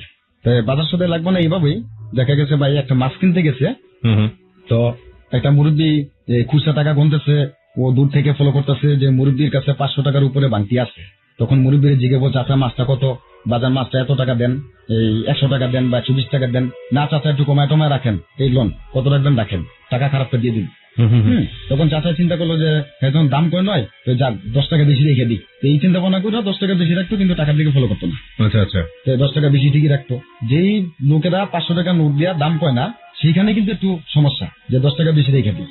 তখন এভাবে রেখে দিত, রেখে দেওয়ার পরে ওই কি করতো আমারে চোখে ইশারা দিত। কিন্তু আমি যে ওর লোক এটা যাতে বুঝতে না পারে, ও এই ফাঁকে আরেকটা কথা কি, ও যখন টাকাটা দিবে তখন আমার যাইতে হবে ওই চাচার কাছে, ওই ওর পাশেই। চাচা ওই মাছটা কত, তো চাচা যদি বলে যে এটা 180 টাকা কেজি, যে চাচা না এটা তো 90 টাকা কেজি, যাতে চাচা বিক্রি না করতে পারে, আমি যদি কিনতে না পারি। জাস্ট দাম কমো এবং চাচার মনটারে আলমো। চাচা আমার সাথে কথা বলতে বলতে যাতে ওর টাকাটা রাখে ওরে যাতে ভালো টাকা দিয়ে বিদায় করে দেয়, তারপরে যাতে আমার সাথে কথা বলে। এই সুযোগের জন্য আর কি ওর পিছনে থাকতেইব অন্য লোক সাইডা। তো এইভাবে জাল টাকা ছেড়ে দিতেছে। তো ও আবার কি করে চোখে ইশারা দেয়, বাম পাশে যাইতে বললে বাম পাশে দেয়। তো বাম পাশে গেলে ওই যে বাংতি টাকাটা চাচা দিয়ে দিচ্ছে ওই মাছটা আমার হাতে ধরাই দিব আর বাংতি টাকাটা আমার কাছে দিয়ে দিব। 500 টাকার মধ্যে দেখা গেছে 50 টাকার মাছ কিনছে, 450 টাকা ফেরত, ওই 450 টাকা আমার কাছে টোটালি দিয়ে দিব। দিয়ে মাছটা আমার কাছে দিয়ে দিব, আমি বাজারে ব্যাগের ভিতরে ঢুকে রাখবো। আর আমি আমার পকেট থেকে আরেকটা 500 টাকা নোট বের করবো। এই 500 টাকা নোটের বাংলা ভাষা বলা হয় পাঞ্জাবি, আর এই 100 টাকা নোটের বলা হয় গেঞ্জি। হ্যাঁ, মানে এটা পুলিশের সামনে রেফের সামনে ওপেন ভাবে বলতেছে আমার জন্য 10টা গেঞ্জি লাগবে, আমার জন্য 50টা পাঞ্জাবি লাগবে। কিন্তু এটা আর কি এই কথাটা আর কি উচ্চারণ করা হয়। আচ্ছা, কিন্তু এরাই বোঝে যে গেঞ্জি কারে কয়, পাঞ্জাবি কারে কয়, 50 টাকাটা কি কয়, 50 টাকা মোজা কয়, এইভাবে আর কি ওরা ব্যবসা করে। তো যাই হোক, তো এইভাবে সে ভালো টাকা গুলো কালেক্ট করতো। তো লেচুর সিজনে লেচু, আম, কাঁঠাল, ওইটা সেটা, হ্যাঁ, পোলাও চাল, ইলিশ মাছ, বিভিন্ন কিছু আমার ঘরে বাজারের অভাব নেই। আমি দৈনিক দেখতাম যে আমার ঘরে 5 কেজি পেয়ে যাইছে, এরপরে 3 কেজি পোলাও চলাইছে, একটা ইলিশ মাছ আইছে, 10 কেজি আম আইছে, 2টা 3টা কাঁঠাল আইছে, খাওয়ার লোকজন নাই। তো এরপরে আমি চিন্তা করে দেখলাম যে এত কিছু যে আহে, এই যে বাড়িওয়ালারা ভাড়াটিয়ারা দেখে, তাদের কাছে একসময় আমি মাইন্ড করে যাবো, আনা সম্ভব না। তো আমি যাক কি করতাম, ওই পোলাও চলটা এই মানে রাখার মতন যে জিনিসটা নষ্ট না হয় সেটা রাখতাম। দেখা গেছে একটা তেল আইছে 1 লিটারের, হ্যাঁ, এভাবে ওই 1 লিটারের তেলগুলি আর কি বেশি আসে। তা আমি এক সময় বিপদে পড়ে গেলাম, আমার শ্বশুর আসতে বেড়াইতে, ওই খাটার বিছনা তোলে 3.5 লক্ষ টাকা 7টা বান্ডিল সাজা রাখছে বিছায়া সুন্দর মতন। আপনি কি জানতেন যে এগুলো টাকাগুলো কোথা থেকে বানানো হয়, কোথা থেকে আসে? আমি এটা ওর কাছ থেকে যেটুকু জানতাম, কিন্তু আমি ওই যেখান থেকে আনতো সেইখানে যাই আমি পৌঁছতে পারিনি। আচ্ছা, কেন পৌঁছতে পারিনি? কারণ সেখানে পৌঁছতে গেলে আমার বিপজ্জনক। আচ্ছা, ঠিক আছে, তো যেতে পারেননি আপনি? হ্যাঁ, 3.5 লাখ টাকা আপনার? হ্যাঁ, 3.5 লাখ টাকা আমাদের বিছনা তোলে রাখছে। তো রাইখা সাজা টাজা রাখছে। এমন এক সময় আমার শ্বশুর আইসা আমার কাছ থেকে টাকা চাই বললো 10,000, কিন্তু আসলে কিন্তু আমার ঘরে 10,000 টাকার মালিক নেই। আচ্ছা, এখন আমি তো লজ্জায় পড়ে গেছি যে টাকা দেখছে, আমার শ্বশুর বলতেছে যে মানে মোটামুটি জামাই ভালো আছে বা টাকার ভিতরে ঘুমাইতেছে, কিন্তু আসলে টাকাটা কি এটা তো আমার শ্বশুর জানে না, আর তার কাছে তো আমি বলতে পারি না। তখন টাকা চাইছে হাওলাত 10,000 টাকা। তখন আমার ওয়াইফ দিয়ে আর কি আমার শ্বশুর একটু থামাইলাম যে এটা আরেকজনের টাকা, এটা দিয়ে দিতে হবে। তো এই কথা বললা যে আমার কাছে এখন টাকা নেই, টাকা আমি দিলে 1 মাস 1.5 মাস পর ছাড়া দিতে পারবো না। এবার বললে আর কি আমার শ্বশুরকে মোটামুটি যা প্যান করার দরকার পুরো ডোরা 4-5 দিন বেড়াইছে আমার এখানে থেকে, তারপরে বিদায় করে দিছি। তো এক সময় আস্তে আস্তে মানুষের জানাজানি হইতেছে যে আসলে এই যে আম, কাঁঠাল, লিচু এত কিছু প্রতিদিন কেন আছে, কি করি, তখন বাধ্য হয়ে বলতে হচ্ছে পারে ম্যানেজারের কাছে যে আমার এক ভাই আরদে কাজ করে, তো ওই আরদে মালটাল আসে, তো এই যে খাজনা উঠে যায় লেচু অনেকগুলো ট্র্যাক ভরে লেচু এলে ওই 50টা লেচু রেখে দেয়। এইভাবে এই জিনিসগুলা কালেক্ট হয়, তো অনেক সময় এই জিনিসগুলো আর কি দিয়ে দেয় খাইতে, এগুলো তো আর কিনা লাগে না। এই হিসাব করে প্রচার করা হইতো। তো এক সময় দেখা গেছে আপনার নটরডেম কলেজের সামনে ওই পাশে আইডিয়াল স্কুলের এখানে শনিবার না জানে শুক্রবারে একটা করে হাট বসে, জামা কাপড় বিক্রি হয়। তো ওইখানে আমার নিয়ে গেল এই জাল টাকা সেল দিতে। তখন ওই বন্ধুটা হোটেলে বাবুর্চি, হোটেলে কাটা আছে ওর কাছে। তো মাঝে মাঝে ডিউটি করে বিকাল 5টার পর থেকে এই কাজগুলো করে। এই কাজগুলো করতে যায়, ওর ওই যে রিকভারি একটাই তার কাট আছে, এটার জন্য আর কি বেঁচে দেয়।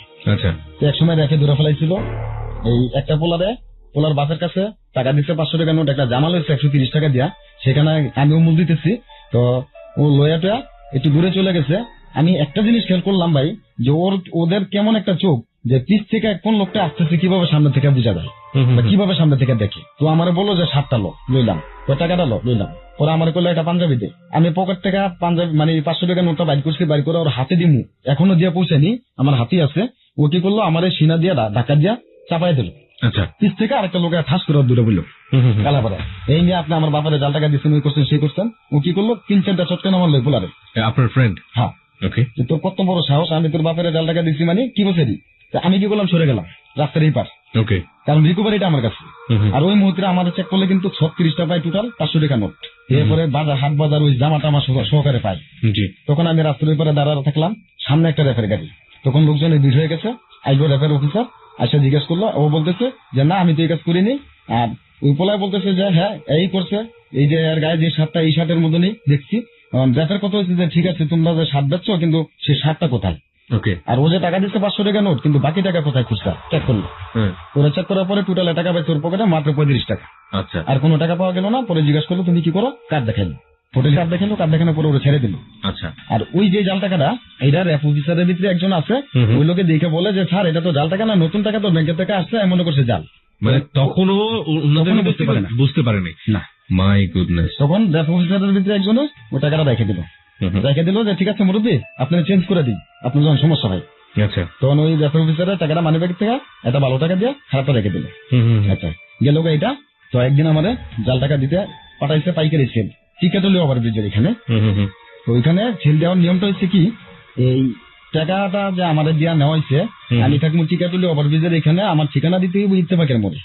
হ্যাঁ, যে ভাই আপনি ইত্তেফাকের মোড়ে আসেন, ইত্তেফাকের মোড়ে আইসা। তো যাই হোক এভাবে চললো। তো এইভাবে চলার পরে ওই মতিঝিলের ব্যাপারটা যখন রেফারিয়াটা, তখন ওই ধরাটায় মানে এইটার ভিতরে একটা নিয়ম বলে দিচ্ছে যে যদি কেউ ধরা খায় তাহলে কেউ কারো বাঁচানোর জন্য আগাইবে না। এটার কারণ যদি বাঁচানোর জন্য আগাও তাহলে কঠিন বিপদে ফাঁসে যাবে। আর যদি একজন বিপদে পড়ে তাহলে ওই একজন কিন্তু বাঁচতে পারবো, কিন্তু একজনের সাথে যদি আরেকজনের যদি বাঁচাইতে দাও, পরিচয় দিতে দাও, তাহলে ফাঁসে যাবে।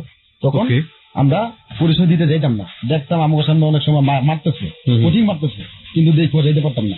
বরঞ্চ উল্টা আরো পুলিশে ফোন দিতাম, থানায় পুলিশে ফোন দিতাম যে এমন জায়গায় ধরা খাইছে, তাড়াতাড়ি আসেন গাড়ি নিয়ে। মানে এটা যদি আলটিমেটলি পুলিশ তাড়াতাড়ি চলে আসে তাহলে আপনাদের জন্য বেটার, আমাদের জন্য বেটার। কিন্তু পুলিশে টাকা দেওয়া আছে, হ্যাঁ থানায় টাকা দেওয়া আছে, তারপরে যে ডিউটি অফিসার জিটি অফিসারের টাকা দেওয়া আছে, এরকম টাকা ছাড়া তারা আসবেই না।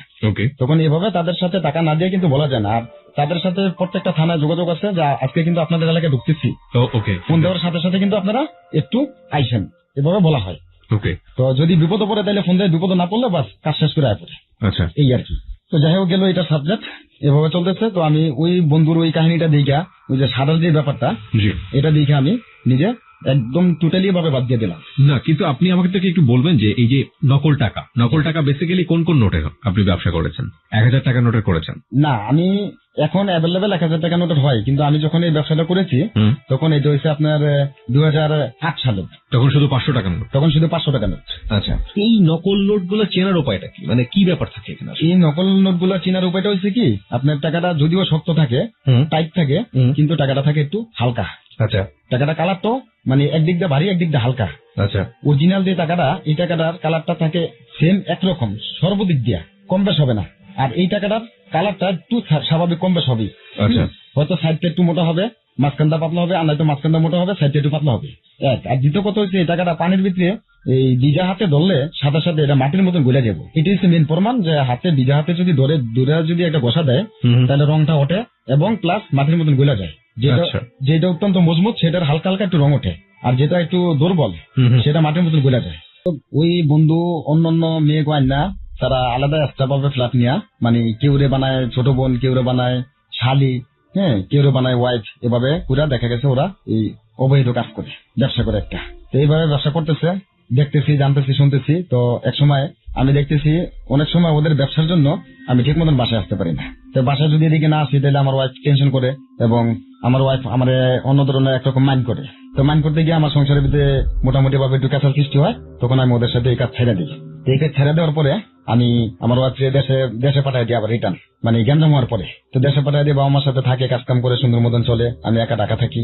তো এক সময় হঠাৎ করে আমার মোবাইলে একটা মেসেজ আসলো, খুব সুন্দর একটা মেসেজ দেখে পাঠাইলো একটা মেয়ে। আপনার মেয়েটার বাড়ি হয়েছে মুন্সিগঞ্জ। তো এই মুন্সিগঞ্জ মেয়েটার মামার কাছে থেকে বড় হয়েছে, আপন মামার কাছে থেকে। তো মেয়েটা খুব সুন্দরই। আর মেয়েটার আমি সর্বদিকে, মানে এই যে আমার বয়সে আমি যত মেয়েদের সাথে চলাফেরা করছি, কিন্তু যতজনের লোকে চলাফেরা করছি ওই মেয়েটারে পাইছি অন্যরকম। তো ওই মেয়েটা মানে বললো যে আমি একটা জিনিস চাই। আমি জিজ্ঞেস আপনি কি চান, আপনাকে বারবার ফোন দেন। পরে আমার বললো যে আমি একটা জিনিস চাই, দিতে পারবেন? কেন আমি বললাম যে আচ্ছা কি চান বলেন। পরে বললো যে আমারে এক বোতল বিষ এনে দিবেন। আমি হঠাৎ চিন্তা করলাম যে বীজ দিয়ে কি করবো। তো পরে বললাম যে আপনি বীজ দিয়ে কি করবেন? যদি এক বোতল বিষ না দেন তাহলে আমি অনেক খুশি হবো, আমার দরকার। তো কি দরকার? এমনি কথাবার্তা কইতে কইতে মোটামুটি 2-3 দিন চললো। 3 দিন চলার ভিতরে 4 দিনের দিন মেয়েটা চলে আসলো। তো মেয়েটা চলে আসার পরে আমি আর আমার আরেকটা বন্ধু গেছি গুলিস্তান থেকে তার রিসিভ করার জন্য। বন্ধু বলছে যদি মেয়েটা যদি খারাপ হয় তাহলে ফোন বন্ধ করে রাখবি, আর যদি ভালো হয় তাহলে নিয়ে আসবি। তো দেখলাম খারাপ না ভালোই, তো নিয়ে আসলাম। তা আনার পরে দেওয়া ওই মেয়ে বলতেছে এই আমার মেয়ের পছন্দ হয়েছে, প্লাস এক কথায় 2 কথায় আমিও চিন্তা করলাম যে যাক আমারও তো মেয়ের ভালো লাগছে, তো যাক মেয়ের সাথে দেখি ডুপ্লিকেট ভাবে একটা বিয়ে করা যায় কিনা। ডুপ্লিকেট বিয়ে? হ্যাঁ ডুপ্লিকেট। আপনার ঘরে তখন 3 নম্বর বউ? হ্যাঁ আমার ঘরে তখন 3 নম্বর বউ। তখন ওই মেয়েটারে নিলাম, নিয়ে গুপিবাগেই একজনের বাসায় আশ্রয় নিলাম। 7 দিন ওইখানে ছিলাম, এবং এই 7 দিনের ভিতরে বিভিন্ন ধরনের ফোন আসতেছে, বিভিন্ন মেসেজ আসতেছে, মেয়ের উদাসা হয়ে খুঁজতেছে। মেয়ের মামা একজন সাংবাদিক, আবার এদিকে আমার বড় ভাই একজন সাংবাদিক। কিন্তু তারা পরিচয় কিন্তু আমি জানি না। এই আমার বড় ভাই যে মেয়ের মামারে চিনে, মেয়ের মামা যে আমার বাইরে চিনে, কিন্তু আমি জানি না। কিন্তু আমার নাম দিছি চেঞ্জ, আমার নাম দিছে সাগর ওই মেয়ের কাছে, আমার সত্য নাম দেইনি। তো যাই হোক এভাবে 7 দিন মেয়েরা আমার কাছে রাখলাম। তো রাখার পরে ওই মেয়ের মামায় শু করলো। মেয়ে একদিন আমার মোবাইল দিয়ে ফোন দিয়েছিল, মেয়ের মামার সাথে কথা বলছিল।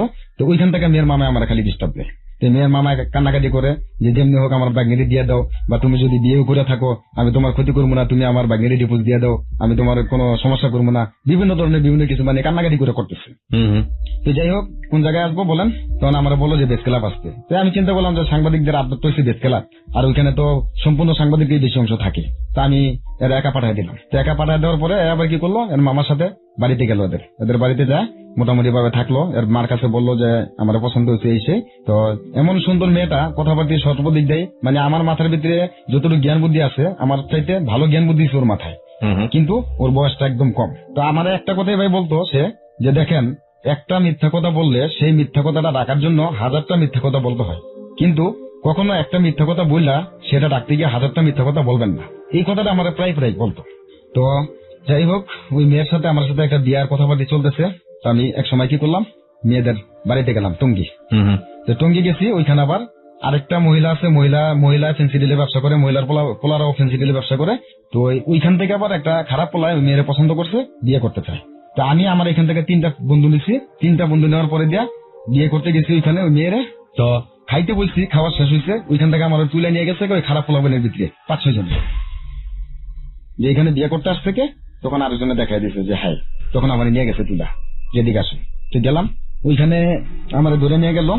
ধরে নেওয়ার পরে আলাদা একটা রুমের ভিতরে নিয়ে আটকে এলো। আটকে পরে আমার বললো যে তুমি যে বিয়ে করতে আসছো এই মেয়েরা তো এই ছেলেটা পছন্দ করে। তো ভালো কথা, পছন্দ করছে বা করে সেটা আপনারা আগে দেখেন যায় কেন, আর এখন এটা আপনাদের ব্যাপার আর মেয়ের ব্যাপার, এখন আমি কি করবো? আমি বুঝলাম না, যে মেয়েটাকে প্রেস ক্লাবে ছেড়ে দিয়ে আসলে সেই মেয়েটাই এই মেয়েটা। ওকে, আপনি তাহলে মেয়েটাকে কেন বিয়ে করতে চাচ্ছেন? আপনার ইন্টারেস্টটা কি? মেয়েটাকে ইন্টারেস্ট হয়েছে মানে মেয়েটাকে আমার ফিজিক্যাল সম্পর্ক করার ইচ্ছা এবং মানে অনেক ভালো লাগছে, কিন্তু আমি করতে পারিনি এই কাজটা। এই জন্য আপনি বিয়ে করে করবেন? এই জন্য বিয়ে করে করবো। আর মেয়েটা আপনাকে কেন বিয়ে করবে? আর মেয়েটা বিয়ে করবে, মেয়েটা আমাকে পছন্দ করছে বা ভালো লাগছে, এবং আমি যে তারা যে আশ্রয়টা দিচ্ছি, তারা যে 7 দিন যে আমি যাই না যে এক জায়গায় যে রাখছি, কিন্তু আমি তার প্রতি কোনো করিনি। কথা বলছেন? মেয়েটা বের হয়ে এসেছিল কেন আপনার জন্য? না, মেয়েটা বের হয়ে আসছিল, মেয়েটার ওই মামাদের বাড়িতে একটু ক্যাচাল হয়েছিল। ওকে, হ্যাঁ, তো সংসারে একটু সমস্যা। আপনার সঙ্গে পরিচয় হয় কিভাবে? বের হয়ে আসার আগে না বের হওয়ার পরে? বের হয়ে আসার আগে। আসার আগে, আসার 4 দিন 3-4 দিন আগে। এবং সে এই গন্ডগোল থেকে মূলত বের হয়ে আসতে চায় এবং সেক্ষেত্রে আপনি তাকে শেল্টার দেন। হ্যাঁ হ্যাঁ, ওকে, বুঝতে পেরেছি। তারপর তখন এই মেয়ের পাঠাইলাম, পাঠানোর পরে দিয়ে আপনার এই যে বিয়ের ব্যাপারটা, তো মেয়ের আরেকটা মামা সম্পর্ক হয়, মানে আমার কাছে ভালোভাবে যাতে বিয়ে শাদী দিতে পারে সে একটা ব্যবস্থা করার জন্য মেয়ের মায় আর কি তারা দিচ্ছে। আমি চাচ্ছিলাম কি যে এটা একটা ডুপ্লিকেট করবো, আর ওই মেয়ের মামায় তো চাচ্ছিল যে জিনুয়েল বিয়ে করতে গেছি, জিনুয়েল বিয়ে হবে। তো যাই হোক, সেখানে সবই ডুপ্লিকেট করছি, কিন্তু আমার বাবার নামটা ডুপ্লিকেট করতে পারিনি। তো কাজী অফিসে গিয়ে বিয়ে করছি, সবকিছু ডুপ্লিকেট, চাঁদপুরের ঠিকানা দিয়া, আমার নাম সাগর আহমেদ দিয়া, কিন্তু আমার বাবার যে নামটা ওই নামটাই আমি দিছি। কিন্তু একটাই সমস্যা পড়ে গেছি কি, আপনার আমার একটা ছবি তুলে রাখছিল, ওই ছবিটা আমি সমস্যা পড়ে গেছি। তো যাই হোক, সুন্দর মতন ওই আমার এই তৃতীয় যে স্ত্রী দেশে আছে বর্তমানে, আমি সেদিক দিয়ে খোঁজখবর রাখতেছি, খেয়াল রাখতেছি, টাকা পয়সা দিতেছি, আর এদিক দিয়ে যে তারা যে বিয়ে করছি তার সাথেও কিন্তু আমি সংশয় করতেছি, ছোট্ট একটা রুম নিয়ে সুন্দর মতো দিনকাল কাটাইতেছি।